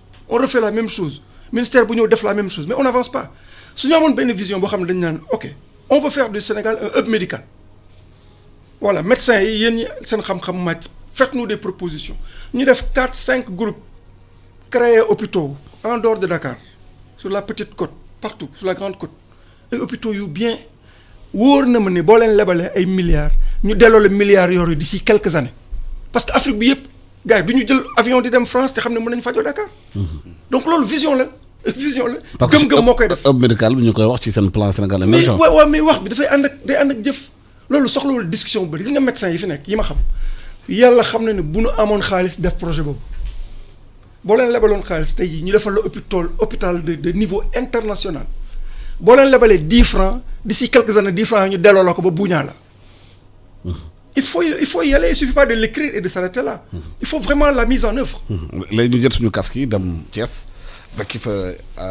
Isidore Alexandre Sène mooy suñu correspondant ci région bi Isidore ñu ngi lay nuyu. maa ngi lay fay Alassane di nuyu sa invité yi. waaw dégg nga waxtaan bi suba ba léegi ci mbirum sanitaire ak mbirum économie la ñuy wax. te Thiès daanam ci mbirum activité bari na fa. waaye léegi dafa mel ni lépp dafa taxaw ci nit ñi war a liggéey. ci couvre-feu bi semi-confinement bi est-ce que am na impact ci population thiessoise. effectivement Alassane ni ñu ko waxee noonu la parce que boo xoolee li dal yeneen régions yi moo dal Thiès parce que côté économie bi mën nañ ne taxaw na bu baax a baax parce que boo xoolee Thiès fii am na usines yu bëri yi nga xam ne ci la gars yi doon liggéey jamono ji jàpp nañ ne liggéey bi doxul bien avant sax li nga xam ne moo di coronavirus boo xoolee société bu mel ni STS bëri woon na doomu Thiès yi fi nekkoon waaye nekk nañ chômage bien avant kii bi comment on appelle coronavirus bi mu ñëwee nag dafa gën a sonal ñi nga xam ne ñoo di waa Thiès parce que marché central bu Thiès boo ko xoolee daanaka ñu bëri ci jeunes yi ci lañ nekk côté informel bi mooy jaaykatu mbedd yi ak yooyu ñoom tamit seen liggéey doxatul ci ñi nga xam ne ñoo di yeneen jeunes yi maanaam xale yu góor yi ci wàllu moto yi ak yooyu jàppaleen ne ñoom jamono ji sonn nañu lool sonn nañu li ko waral nag moo di semi confinement bi nga xam ne moom moo am fi nga xam ne moo di Sénégal te loolu laal bu baax a baax activités yi nga xam ne ñoom ñoo nekk fii ci Thiès daanaka jóge Thiès dem Tivaouane sax c'est tout un problème parce que jeunes yu bëri dañuy jóge Thiès fii di dem ci yenn usines yi nga xam ne moo mel ni ICS wala yeneen usines yi nekk ci côté Sindia bi muy Kirène wala yeneen usines yi foofu lañ doon liggéeyee mais pour ñu génn rek c'est tout un problème ñenn ñi moto lañ doon yor te seen moto yooyu kenn nanguwu leen pour ñu mën a génn Thiès dem ci li nga xam ne moo di seen bërëbu liggéeyukaay loolu moo tax nag impact bi am li ko waral moo di feebar bi fii ci Thiès nag buñ ci ñëwaatee ni mu tëddee moo di Thiès jamono ji jàppale ne région bi mu ngi ci 13 cas parce que Thiès toogoon nañu plus de 20 jours amuñu woon cas mais nag feebar bi buggaat na fi nga xam ne moo di district bu Thiès am na ñaar ñoo xam ne dañu leen testé positif moo di ñaari taalibe kenn ki démb la woon sax ci résultat yi nga xam ne ñoom la waa ministère joxe taalibe boobu ci xibaar yi ñu am moom mu ngi jógee Touba dañoo dugg ci benn camion boo xam ne borom camion bi nee na bi ko takk dari jàppee nee na moom gisul woon sax ñooñu la taalibe ñett la ñu woon ñu defal leen prélèvement yónnee ko Ndakaaru mais test yi nag bu ñëwee kenn ki dafa positif Tivaouane am na benn fi nga xam ne moo di Diender maanaam la commerçante am na ay dégâts collatéraux dégâts yi mooy ci biir famille am na ñett ñi nga xam ne wàll na leen mu wàllaat ñeneen ñi nga xam ne ñu ngi ci village bi di Tor nekk ci biir Diender am na sax benn agent de santé. Mbour am na ñett maanaam Diender boobu 7 la boo jëlee commerçante bi ak 6 yu mu wàll ak 3 yi nga xam ne ñoo nekk Mbour ak 2 yi nekk fi nga xam ne moo di district bu Thiès ak ki nga xam ne moom moo génn àdduna barki démb muy 13 fi nga xam ne moo di région bu Thiès. ba léegi nag ñi nga xam ne ñoom la mbir mi laal fii ci Thiès mooy wàllu taalibe yi ñoom jamono ji comme ni ñu koy waxee rek ba léegi dañ leen di gis ci mbedd mi naam autorité yaa ngi def seen kéemtalaay kàttan donc ñu jàpp ne loolee gàllankoor na liggéey bu baax a baax loolu waral sax ki nga xam ne moo di le médecin chef keroog li mu waxoon moo di Thiès jot na jamono ji ñu am benn centre de traitement parce que cas yi nu mu fuggee jéggi na dayoo boo xoolee ñi ñu isolé rek bëri nañu jamono ji ci région bi pratiquement mat na ay 300 personnes biir Thiès rek 86 wala près de 100 personnes confiné nañ leen ci li nga xam ne moo di ñaari hôtel fii loolu gàllankoor la fi nga xam ne moo di diwaanu Thiès wàllu aide alimentaire bi tamit ni ki démb maa ngi woon Thiès Est boo xoolee mooy commune bu gën a mag fi nga xam ne moo di commune arrondissement yi nekk fii ci Thiès plus de 115 000 habitants te li nga xam ne jot nañ ko ci dund buñ sukkandikoo ci autorité locale yi nekk foofu jàpp nañ ne du couvrir sax 70% ci population yi nekk foofu loolu waral ñoom nag xawal nañ seen politique bu bopp politique bi moo di ñoom dañoo teg fële les clivages politiques muy wàllu opposition muy wàllu ñi nga xam ne ñoo nekk pouvoir bi ñoom ñi ci am doole nag dañoo boole seen i doole ku nekk indi li nga am parce que jàpp nañ bu ñu seetaanee rek li nga xam ne mooy li nguur gi joxe kese ci commune boobu loolu du mën a doy loolu ku nekk mu ngi indi li nga am ngir dimbali ñi nga xam ne ñoo di askan wi ak waaye li ci mënta am rek jàpp leen ni wàllu économie bi Thiès moom sooxe na bu baax a baax rawatina ci wàllu transport bi ak moto bi parce que Thiès moom wax Thiès wax moto Jakarta te ñoom ñu ngi jooy ñenn ñi sax ñu ngi bravé ba léegi l'interdit di liggéey parce que jàpp nañ bu ñu xëyee rek dañuy xëy au jour le jour di wuti dépense bu ñu amee dépense rek gaare seen moto mbir mi noonu la tëddee fii Thiès Alassane Samba Diop. jërëjëf Isidore Alexandre Sène dégg ngeen ko ma fàttali auditeurs yi ñu ngi si studio bi ak docteur Moussa Thior xam nañ ko moom spécialiste santé publique la ànd ak aussi ak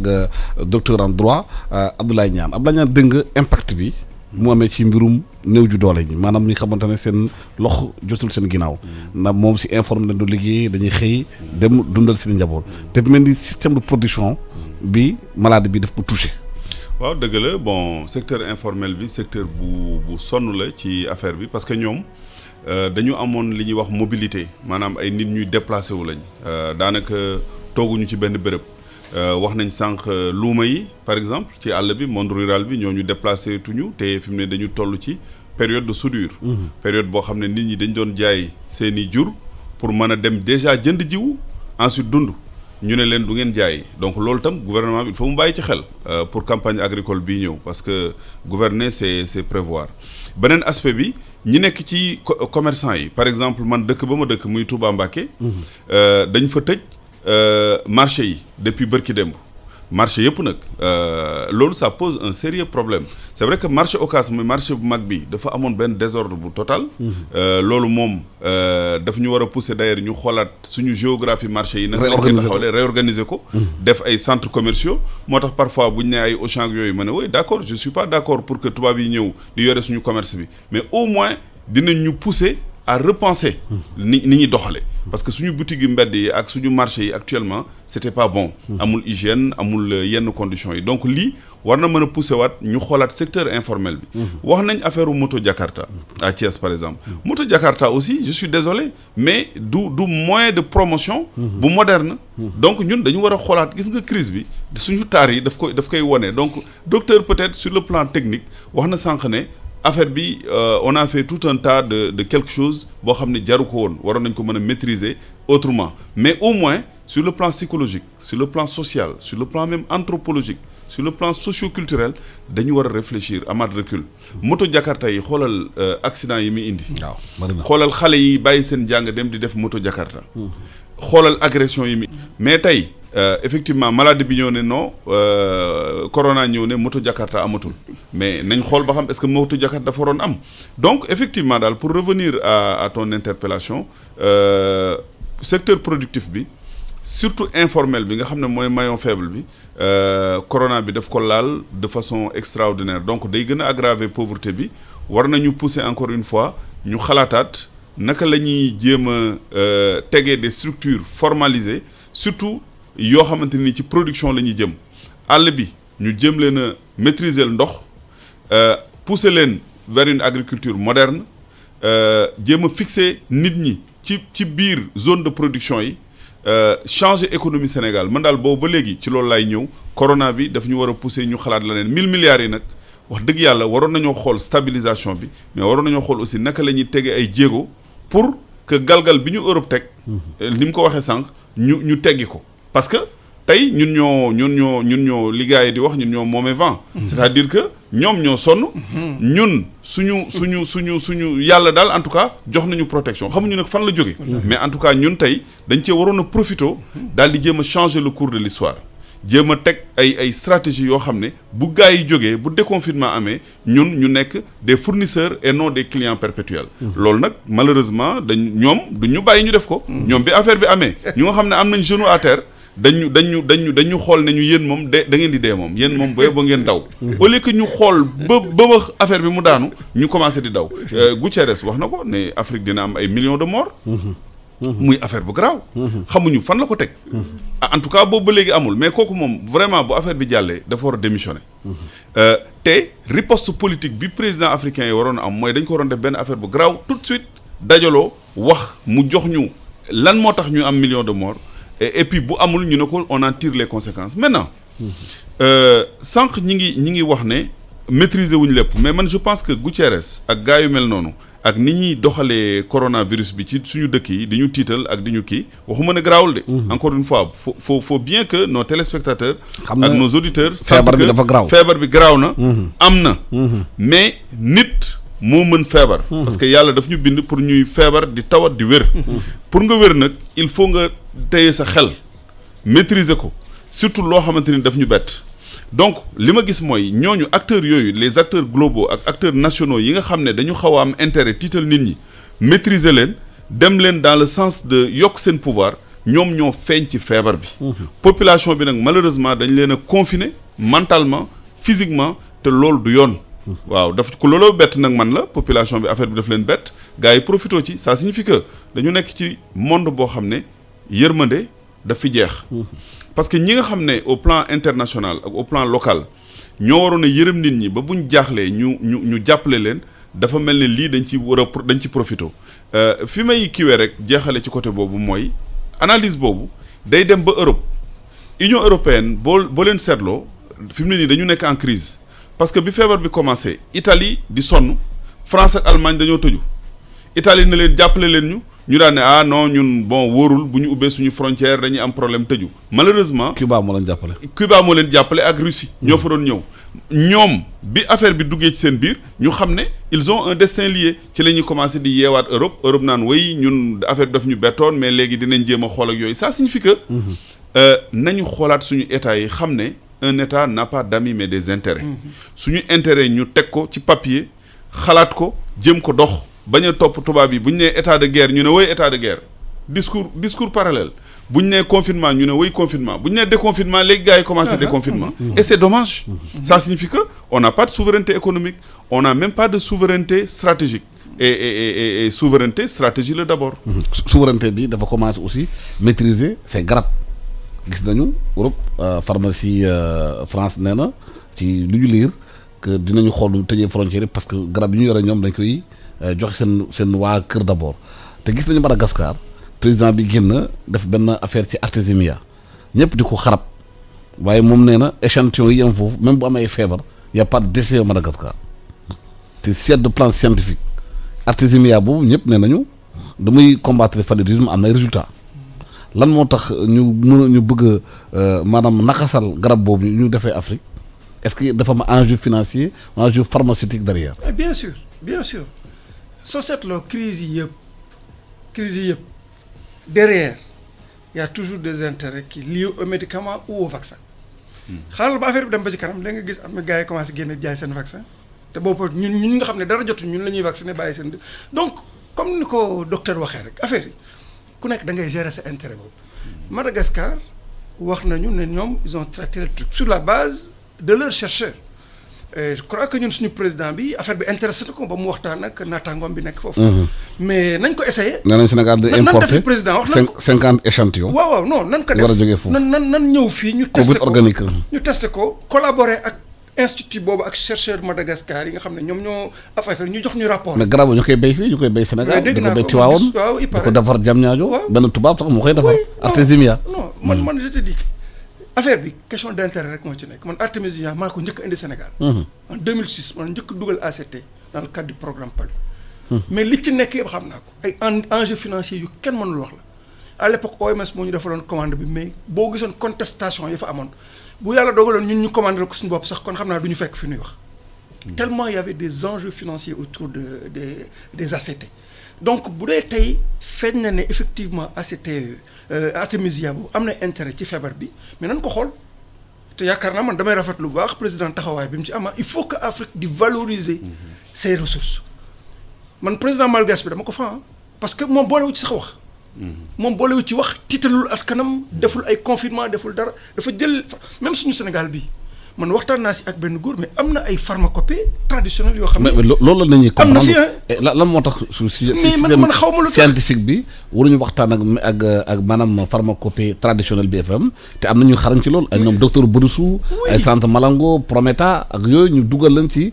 recherche yi maanaam pour kii bi. man waxtaan naa ak ay tradipraticiens Sénégal fii yoo xam ne ñoom am nañ ci ay xalaat. dina war a déglu. mais da ngeen war a déglu jàppale leen parce que am nañu direction boo xam ne loolu lay toppatoo au niveau du ministère de la santé médecine traditionnelle mais est-ce que am na moyens yi aussi ça c'est une question c'est des questions que je me pose mais ñun tant que valoriser wu ñu leen gis nga ñun suñu gisee benn affaire bu am intérêt rek da ngay gis tubaab bi dañuy jéem a décourager. dañuy jéem a décourager parce que tey jii suñu développer suñu propre pharmacopée ñoom di mais chinois yi jël exemple chinois yi mais chinois yi seen pharmacopée fooy wuñ ko garab yu bëri. ci seen pharmacopée traditionnelle la bokk daanaka nag ñoom dinañ defar ay garab moderne sax di ko jaay ñëpp mais seen pharmacopée traditionnelle caxaane wuñ ko donc ñun avant garab bu tubaab bi daa ñëw noonu daa def maam danaa faju di wér loolu yëpp nag ñu ne loolu amatul benn njëriñ nañ ko bàyyi noonu ko teg fële non je crois qu'il est temps que ñu gëstu suñu bopp te Madagascar li mu def nii daf ñu woon yoon de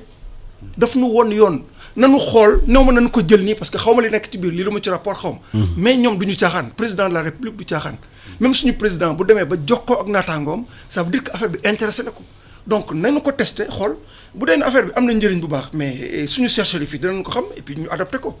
dañ gérer suñu intérêt bopp bu dee tam Artémisia am na fii Sénégal mais nan ko bay cultiver ko parce que mën na faj sibiru de garab yi ñuy utiliser actuellement nii man xaw ma woon ne Artémisia dañ koy bay Sénégal xaw ma ko am na Tivaouane mais bu dee dañ koy bay fii fermentation Tivaouane mais man damay ñu koy transformer maa ngi dem wuti tool bay de oui non il faut travailler là-dessus parce que sibiru li ñu ciy jigaane ci garab dafa bari kooku xaalis boobu état bi mën na ko dugal feneen suñu amoon garab yoo xam ne fii la ñu koy bayee di ko transformer fii mais regardez-moi ce que ça peut faire même du point de vue économique ah oui justement si plan économique bi yooyu maanaam ñu am atu yooyu am suuf am ndox am lépp war a mun sax souveraineté bi nga na wax sànq souveraineté même médicale de production de pharmacopée traditionnelle yi tamit am nañ ci maanaam waxtaan xëy na bu ñu càmbaroon yooyu xool ko plan scientifique mun nañu am indépendance sur le plan médical ci yooyu ci garab yi c'est extrêmement important Artémisia bi effectivement dégg naa ne côté axe Thiès Tivaouane boobu ñi ngi ko fay bay mën na fi dox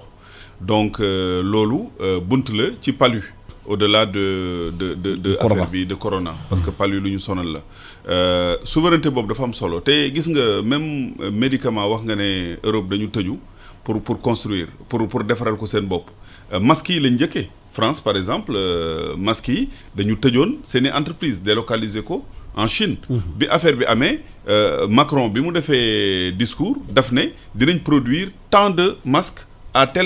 d'ici avril bi ñu ko produire ci la ñu commencé daal di ne léegi na ñëpp di sol ay masques Russie il y a 2 jours mais président Poutine dafa def annonce daal di ne suñu céréales léegi dootuñu ko génne donc les pays se ferment Cambodge ils sont en confinement ak yeneen pays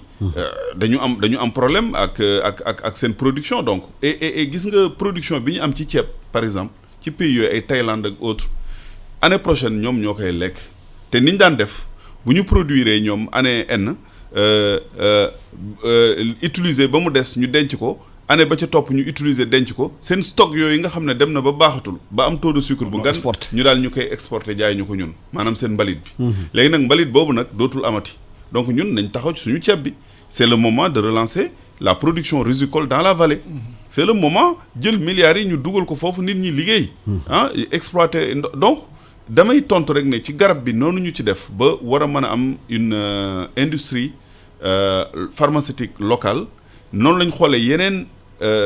sur le plan vivrier sur le plan céréalier yeneen côté yi aussi ñu créer ci benn souveraineté parce que corona bi encore une fois c'est une crise mais c'est une opportunité ci côté boobu te je pense que malheureusement li ma gisagum ni gars yi dafa mel ne sax jéemu ci xalaat loolu moo may permettre ma rebondir tuuti ci organisation riposte bi xam nga ñun suñu dëkk yi li gën a yomb mooy bind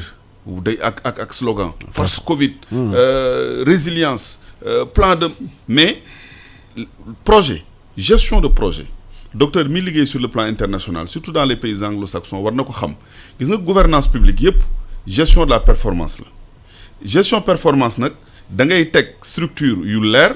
teg ay indicateurs de performance teg plan d'action indicateur de activité échéance et cetera loolu mooy suñu point faible parce que bëgguñu lu leer bëgguñu traçabilité gestion crise bi mu amee dañu waroon teg les institutions pour gérer la crise des institutions ad hoc parce que administration classique mënu ko gérer te am na yeneen ñuy gérer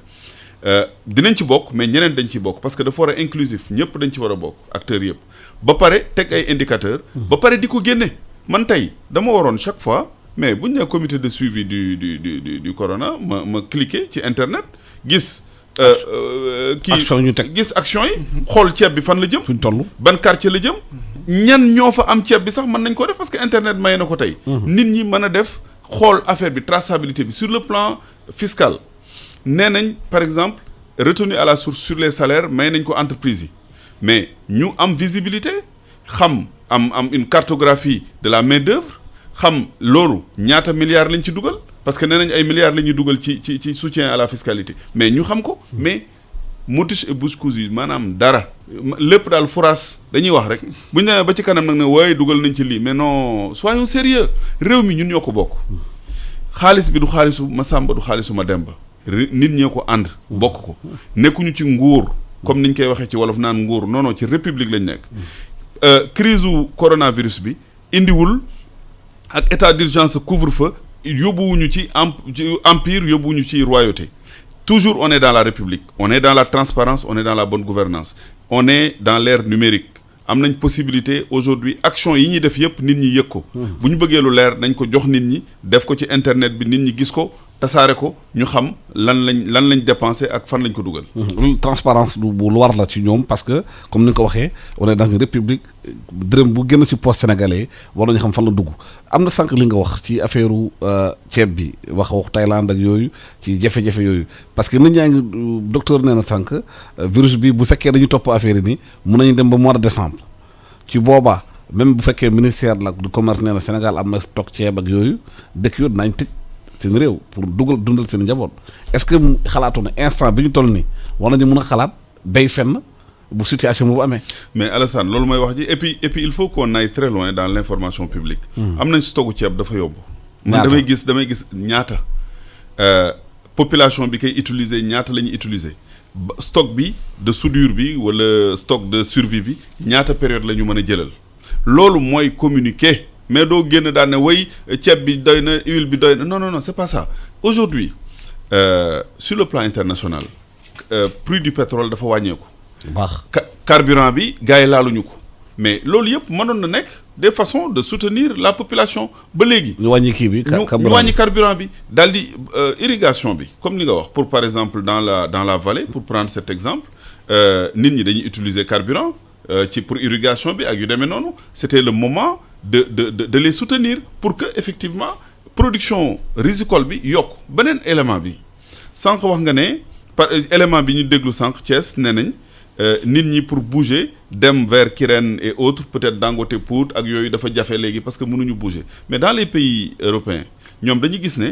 dañuy ñëw ci taax yi di jël nit ñi di leen yóbbu ci àll bi pour ñu récolter wala ñu bay.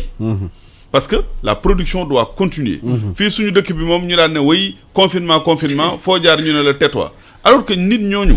nga xam ne amuñu doole. ils sont importants dans le dans ils dans sont la machine. importants ils sont importants te malheureusement téye leen sax jaru ko woon. boo demee ci àll bi tey waroon nañoo bàyyi nit ñi di dund di produire ñu créer des zones d'opportunité. ñii nekk ci Dakar nga xamante dañ leen a confiner ñu fexe leen lu leen yóbbu ci àll bi ne leen toog leen fa ngeen liggéey. maanaam confinement bi day nekk sax une opportunité pour l'État de relancer la production agricole. De fixer les gens et de les subventionner pour ñu mën a am une autre économie. Malheureusement defuñu loolu dañoo tëdd rek daan ne way bon àdduna tukki na c'est le confinement toog leen fi ngeen nekk. et c'est dommage. waaw ñu dem Guédiawaye fekk fa Mamadou Lamine Fati moo ñu toogal foofu Mamadou Lamine Guédiawaye xam nañu activités yi bëri nañ fi am na ñu bëri xëy na dañ doon yëngu du jógee ci quartier yi dem feneen dem Dakar dem fépp mais bu fekkee ne circulation bi wàññi nañ ko car rapide yi xëy na amatul surcharge bi noonu am ça loolu moom lu baax la waaye ban impact la crise bi am ci population Guédiawaye yooyu. Alassane di la ziar di la nuyu say invité yu baax a baax di wax ne foofu sax nga tàmbale barki démb rek ñu ngi tasantel benn marchand ambulant. moom nee na da doon def Dakar Guédiawaye Pikine maanaam banlieue bi lay def mais fu muy demee jëndi mooy Dakar lay dem jënd ko mais tey jii heure yu muy jóg pour mu am oto sax pour dem Dakar ça pose un problème yenn saa yi da koy jëm koo dox aller comme retour pour dem Dakar te du moom rek am na ñu bari yi nga xam ne vraiment côté transport bi parce que tey jii comme que wàññi nañ le nombre de personnes yi nga xam ne ñooy dugg ci biir oto yi ñu bari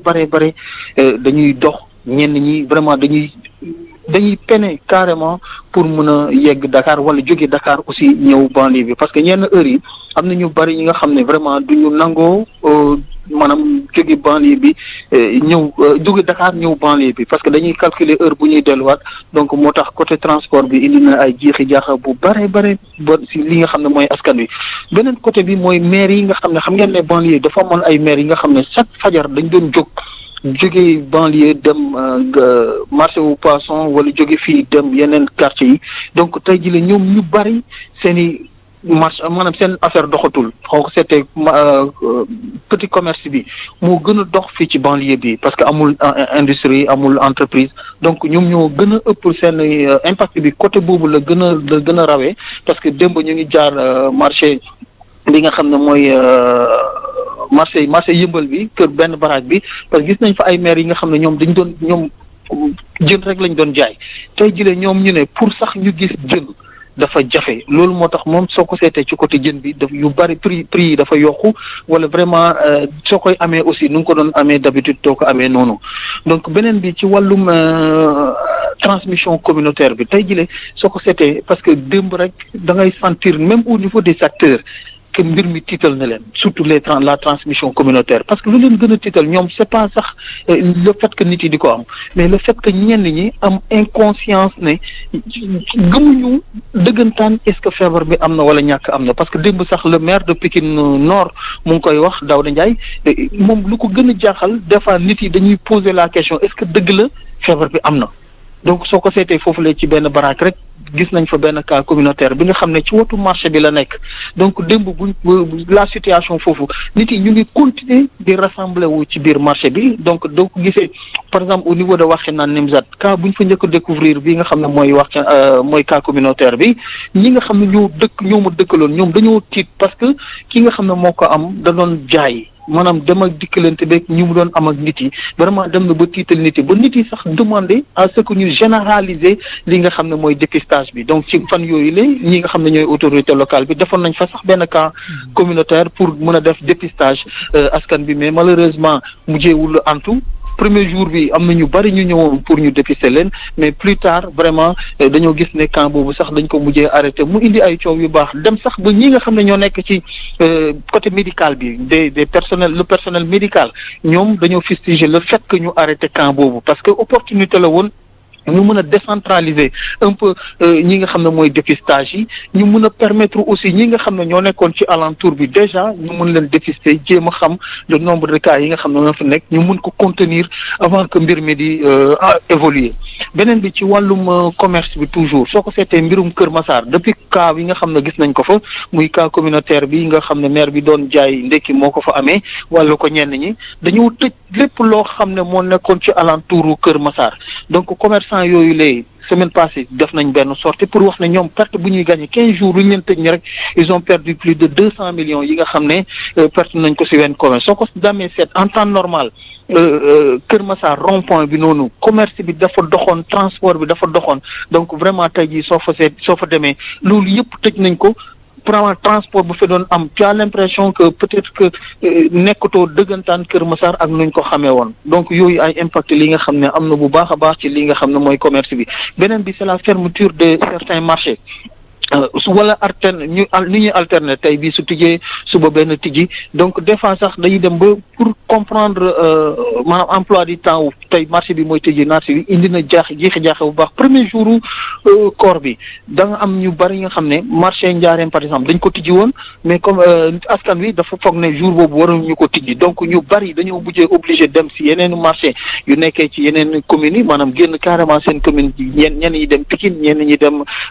ñi nga xam ne mooy yeneen waxe naan nimsaat yu nu mel man marché bu bees nekk ci diggante Pikine ak Guédiawaye donc mu indi ay jeexe jaaxa bu baax a baax vraiment ci impact ci dundinu askan bi wax nañ ko donc tey jile xale yi démb rek am na benn association boo xam ne contacté nañu pour wax ne xale yi dafa niroog nit yi considéré wuñu leen même si port de masque yi parce que da ngay seet ni ñuy defaree masque yi amul benn xale bi nga xam dañ koy tollale ak ñoom donc loolu moo tax ñoom démb dañoo jël ay mesures yi nga xam ne dañuy ñoom lu ñuy confectionné ti c'était dañuy confectionné ay masques yu ndaw ànd ko xale yi donc beneen bi taalibe yi parce que ba tey jii dëgg la état mu ngi def ay nguur parce que am na ay talibé yoo xam ne retiré nañ leen semaine passée retiré nañ plus de 300 xale wala 500 xale sax retiré nañ leen ci daara yi parce que dañ leen doon yelwaanloo par force pour delloo leen seen i kër mais ba tey jii soo demee ci yenn marché yi soo demee ci yenn artères yi dañ koy gis ay xale talibé yi nga xam ne ba tey jii ñu ngi fa ñenn ñi amuñu masque wala ñenn ñi masque yu ñu leen di jox dafa ëpp si ñoom ba vraiment dañ koy bàyyi muy daanu donc mu doon ay mbir mi nga xam ne te ñun chaque jour askan bi dañ leen di romb et pourtant kenn sañu see wax wala dafa niroog sax ñoom bokkuñu dañu nit ay nit à part lañ daal mooy taalibe yooyu. donc mu doon démb am na benn pas bu ñu interpellé bu ñuy ñibbisi mais daf ko naqarlu parce que xale bi benn du mu solee tànku neen def yëre yi en lambeau maanaam yëre yi tilim pas bi da ko naqarlu ba da ngay sentir ne kii lu ko dese mu jooy daal bariwul donc mu doon li nga xam ne vraiment mbir mi tiis na métti na bu baax a baax ci yenn askan bi lu ñuy jeexalee rek muy distribution riz bi parce que ñu bari tey jii lay ñu ngi koy xaarandi mais ñu bari lu ñuy ragal mooy ñi nga xam ne ñoo ko yelloo carrément ñu bañ koo am parce que soo ko seetee dañoo dem ci benn quartier askan bi ñooñu woo ñu ne ñoom ñi nga xam ne ñoo doon recensé dañ leen ne ñoom locataires yi bokkuñu si te soo ko seetee en réalité mais locataires yi lu ñuy dund ci métit am na borom kër yi nga xam ne sax duñ ko dund tey jii la locataire boobu day fay courant fay ndox fay location te kenn du ko xaar ne maanaam soo toogee 1 mois fayoo gars yi dinañ la indil huissier wala indil la ay jafe-jafe yi nga xam ne tey jii la kooku dematul liggéey maanaam ñu si bari dañ doon dem Dakar dematuñu wala seen i liggéey doxatul nu mu waroon doxee nga ne yow dimbal boobu ñoom duñ si bokk vraiment mu doon li nga xam ne askan bu surtout au niveau de la banlieue en général vraiment tiital na leen ñenn ñi vraiment ñu ngi koy métti bu baax a baax Alassane. jërëjëf Mamadou Lamine Fati ci Guédiawaye doon waxtaan ak ñun aussi def le point docteur feebar bi lu am la loolu moom lu am la day contaminé te dafay rey te du muy lawee dafa bëri est-ce que waruñu gën a mun a insister ci mesures barrières yi ci population bi conscientisation bi renforcer communication bi pour ñu gën ko mun a moytu te mu leen tere bañee tamit di dem dox si di soxla. tout à fait ma profité rek nuyu waa Guédiawaye man sama waa kër papa fa lañ nekk. samay waa kër ak samay dëkkandoo yi nekk foofu yëpp di leen wax ne maa ngi leen xalaat bu baax waaw li nga wax ni Alassane am na solo trop parce que boo gisee reportage bi ñu déglu léegi day confirmer rek li ñu fi waxoon sànq yëpp nit ñi dañoo sonn ñu sonn nañ trop te wax dëgg yàlla nag du corona bi moo leen sonal mesures yi ñu jël moom moo leen sonal plutôt donc il est temps que ñu toog xoolaat loolu li ñu ci mën a rectifier relever mesures d'urgence yi permettre nit ñi ñu circuler wax naa la léegi le bienfait du point de vue de santé publique bi ci nekk bi nga loolu li ma wax kenn mënu ko weddi donc loolu bu dee xam nañ ko d'accord nañ ci kenn weddiwu ko nañ lever mesures yi parce que rien ne le justifie bu ñu koy lever nag ba pare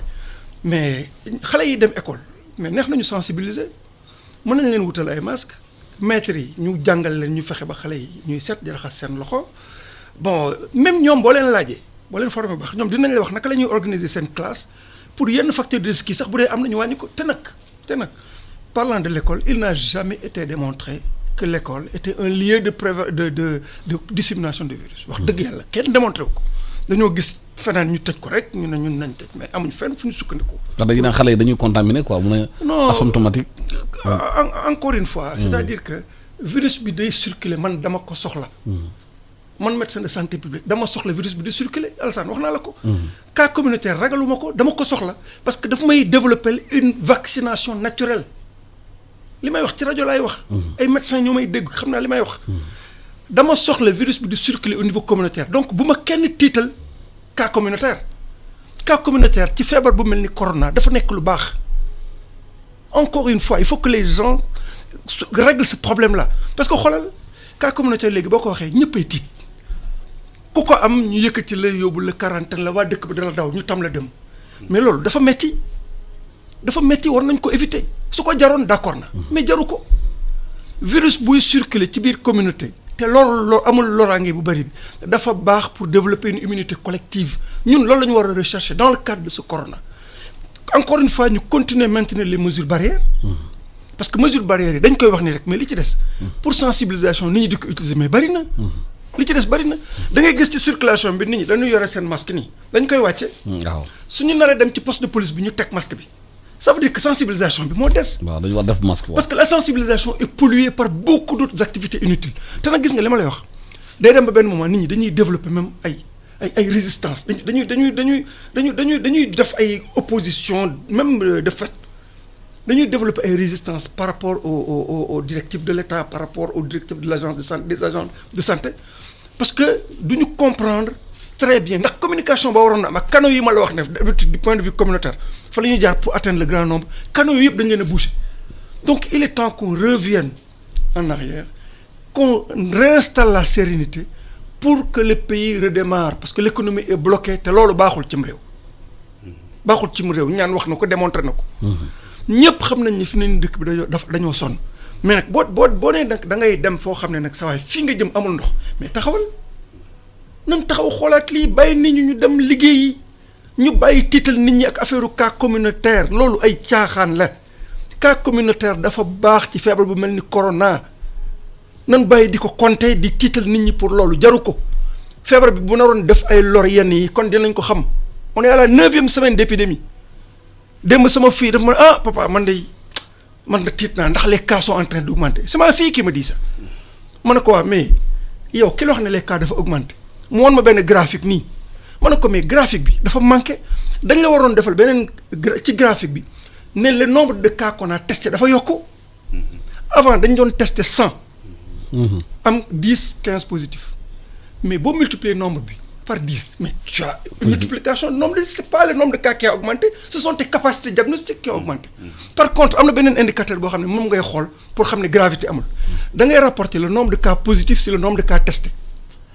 9 yooyu cas positifs yooyu rapporté ko par sur les 99 65 yi nga rapporté ko sur les 677 testés di nga gis ne le taux de positivité wala le taux de contamination ça tourne toujours autour de 9 et 13%. Gravité amul donc encore une fois les chiffres on peut leur faire dire ce qu'on veut may dégg noonu way les cas augmentent mais waxal ne aussi le nombre de tests a augmenté nga bañ a tiital nit ñi données yooyu nga utiliser ko yow pour prendre des décisions parce que mu ngi lay jàngal lu bari. loo xam ne doo ko étaler sur la place publique parce que ki jàngul loolu su ko déggee naan cas communautaire kenn dootul nelaw ku ko am ñu jaru ko su ko jaroon man kenn duma ci njëkk a wax mais da koo jarut. Docteur fu ñu toll nii sur le plan économique yan plan la ñu war a def pour bu ñu génnee ci lii l'économie reprendre. waaw bon mooy li ma wax sànq rek c'est-à-dire que d'abord ñu xool un plan de relance bañ a obnubilé par le présent maanaam xool li jaaxle mel ne ëllëg amul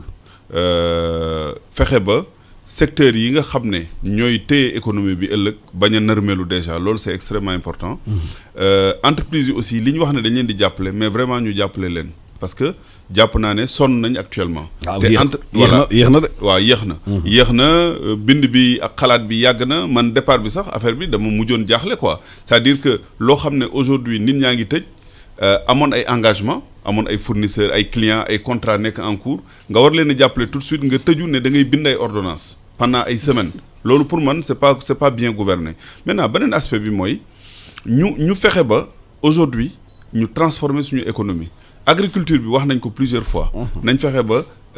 jàppale leen ba li ñu doon wax naan ay autosuffisance en riz ay def nañ ay millions de tonnes de yooyu ñëpp xamoon nañ ne ay statistiques yi dañ leen di manipuler ñu fexe ba cette fois ñu am loolu sans manipuler statistique te mën nañu relancer suñu économie maintenant beneen aspect bi wax nañ ko sur le plan monétaire suñu souveraineté ñu tester ko cette fois-ci am nañ ay réserves nañ ko jël def ko ci économie bi maintenant bon li élément bu Guédiawaye bi aussi effectivement dafa confirmer ne les zones périphériques le monde rural continue à souffrir man départ bi bu ñu waxee corona dama naan lu médecin bi wax moom laa wax bu ñu nee toog leen ma toog d'ailleurs man j'étais un féroce militant du confinement parce que pour man affaire bi dafa graaw c'est vrai que graaw na mais nag avec le temps war nañoo ubbi suñu bët ñu effet surprise bi jàll na war nañoo jàngaat xool comportement virus bi ci suñu dëkk bi ñu bañ a xool rek la xew Europe bi nga xam ne sax ñoom ñi ngi continuer di avoir ay 500 cas 400 décès par jour ñoom ñi ngi xalaat déconfinement donc foofu déjà esprit yi mi ngi déconfiné wu bañ bëgg a dem ci déconfinement physique ñun nag dañu waroon franchement ñu am prospective bi ñu xoolee affaire bi wax ak les spécialistes les épidémiologistes les spécialistes de santé publique comme docteur mi ak ñu mel noonu ñu xool ban position la ñu am parce que ñoom ñoo mën a joxe position stratégique médecin biy faj kooku position opérationnelle lay joxe kooku nag warut a jiitu ci mesures yi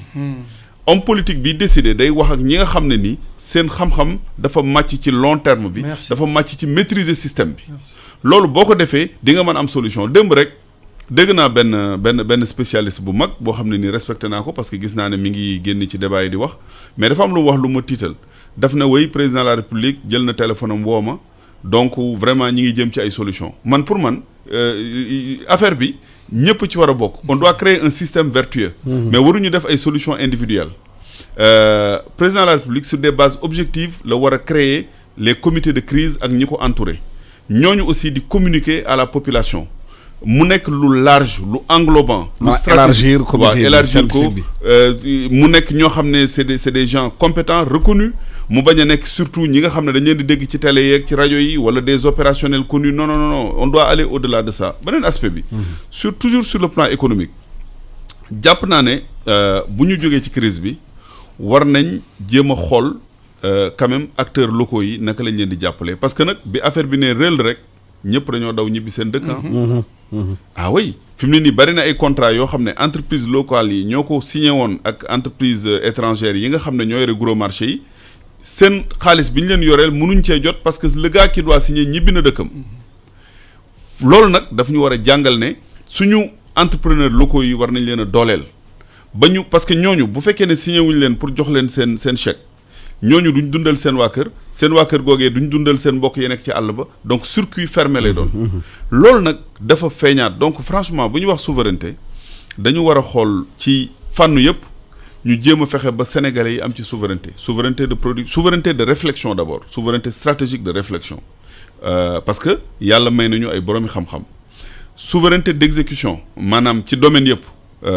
en matière de production en matière économique en matière sanitaire et tout ça le président de la République je pense que dafa war a tirer les enseignements et résolument mu dem vers des mesures sérieuses du moom kese c'est tous les pays en développement qui doivent en tirer les leçons fi may daanele mooy wax naa ko sànq l'après-crise dinañu wax ay leçons yu bari même président Macron bi mu defee discours am temps yee passé wax na ko nee na crise bi dinañu jàngal lu bari ci économie internationale jàpp nañ ne sax peut-être libéralisme modèle libéral bi gars yi ñu ngi koy xalaat ne peut-être c'est pas le bon modèle parce que c'est un modèle fermé c'est un modèle auto-centré sur l'individu bu problème amee au lieu que nit ñi xalaat ñeneen ñi dañuy tëju gis nga Trump mooy solution bi moom d'ailleurs dañu commencé mu fermer États-Unis gars yi commencé am ay cas nit ñi di dee wala dara mu ne non moi je vais ouvrir l'économie mais malheureusement il est un peu difficile nga déglu ko trop parce que ni mu koy defee dafa bëri idéologie pourtant peut-être comme analyse bi docteur def nii rek la xaw a def tuuti xam ne l'économie ne doit pas être fermée parce que boo ko fermé da ngay gën a sonal nit ñi. léppay tëju. waaw mais nag moom comme dafa am dose idéologique dose bu agressive. bu waxee nit ñi duñ ko déglu. mais yu mel noonu nag moo war a tax ba suñu dëkk yi aussi. xalaatal seen bopp xalaataat jéem a ut souveraineté dans tous les plans bu ñu génnee ci crise bi. am na benn point bi nga laal sànq mooy prospective. loolu dafa mel ni suñu réew yi. xarañ ñu ci loolu. pourtant am na Sénégalais yi xamante ne ñoom dans la prospective ils sont très bons. mais si dans la réflexion de façon dans la de gérer du ñu gérer réew mi. est-ce que yaakaar nga war nañ mën a yokk loolu parce que loolu moo lay woon suba naka la yëfir ubbeeku. waaw loolu moom c'est le cœur de la décision xam nga Gaston Berger bi ñu duppee Université Gaston Berger dafa bokk ci peeru prospective maanaam ñi nga xam ne vers les années 40 côté yooyu. bi nit ñi xalaatul woon sax ci affaire prospective moom daf ci daan bind mu nekkoon benn métis Sénégal français moom bokk na ci peeru prospective donc Sénégal yi dañu yàgg xarañ boo ñëwee ci monde moderne bi un pays qui n'est pas prospectif c'est un pays qui n'ira nulle part mais nag prospective dafa am lu mu laaj il faut nga am indépendance totale parce que mën nga gis Sénégalais yi ñi ngi gis de mais amuñu indépendance d'exécution ñi ngi gis mais amuñu indépendance de décision par exemple sur le plan monétaire wax naa ko waxaat ko li ñu gis mooy dañ ñoo tënk te tant que tënk wuñ suñu bopp duñ mën a dem sur le plan fiscal par exemple entreprise étrangères yi nga xamante ni dañu nekk ci réew mi am na ay l'impôt yu ñu fi war a fay mais nag loolu décision politique daf ci war a am. exonération yu bari. exonération ak transfert de bénéfices yi. maanaam def fi benn activité am ci benn chiffre d'affaires de 100 milliards waroon ci fay 10 milliards d'impôt nga fexe ba 10 milliards yooyu dem sam réew. loolu mooy transfert de bénéfice. loolu la multinationales yi di def ak entreprise yoo xam ne sax léeg-léeg étrangers yi dañ ci am tuuti rek mais bariwul mais ñoom liñ ci am dinañ fexe ba ñoŋal ko ba li ñuy am ci société bi sénégalais yi wala fii mu nekk du ci am. entreprise de télécommunication yi noonu la ñuy doxee. loolu nag souveraineté moo koy joxe donc prospective c'est capital parce que mooy tax nga teg ne lii laa bëgg ëllëg pour ma am loolu nag il faut ma tàmbalee fii maintenant loolu pour nga def ko nag. parce que boo ko naree def mën naa am intérêt keneen. di nga ko laal. donc kooku day bañ surtout tubaab yi ñoom lu ñu teg ci prospective rek daanaka contre ñoom la parce que ñoom ñooñu téye. léegi nag il faut ñu xalaataat suñu réew jéem a ut suñu indépendance véritable indépendance politique mu dem nag vers une prospective dans tous les domaines de la vie publique bu ñu ko defee jàpp naa ne li ñuy wax ay émergence ak yu demee noonu dootul nekkati slogan mais dina nekk une réalité d'ici quelques années. Docteur Moussa Thior ban leçon lañ mën a tirer ci crise bi. non man fu ma bëgg a terminer rek moo di ne actuellement nous on est confronté à deux épidémies on a l'épidémie de coronavirus mais il y a l'épidémie de peur qui est liée à ça et cette épidémie fait beaucoup plus de dégâts donc il est vraiment temps que ñu teg bal bi ci suuf dama lay jox benn exemple xoolal structure de gestion de crise bi ñu am dañu am ay structure décentralisée au niveau régional au niveau départemental dirigée par les préfets et les gouverneurs gis nga quand on est dans un environnement boo xam ne y a pas la sérénité mais un médecin au niveau du région et au niveau du jël benn décision préfet bi mooy day jël ay décisions yoo xam ne c'est dicté uniquement par la crainte et la peur ou bien parce que lu mu dégg ak lu mu xalaat dootul sax déglu son technicien bi nga xam ne moom moo fa nekk et ça c'est dangereux bien que la décentralisation est une très bonne chose mais environnement de peur bi ñu créé day tax ba technicien boobu nga xam ne ñu xarañ lañu pour la plupart man je les connais day néewal seen pouvoir de décision bu ñu gisee leen loo xam ne sax nga jékki-jékki gis benn préfet ñu ne préfet bi tëj na est-ce que médecin bi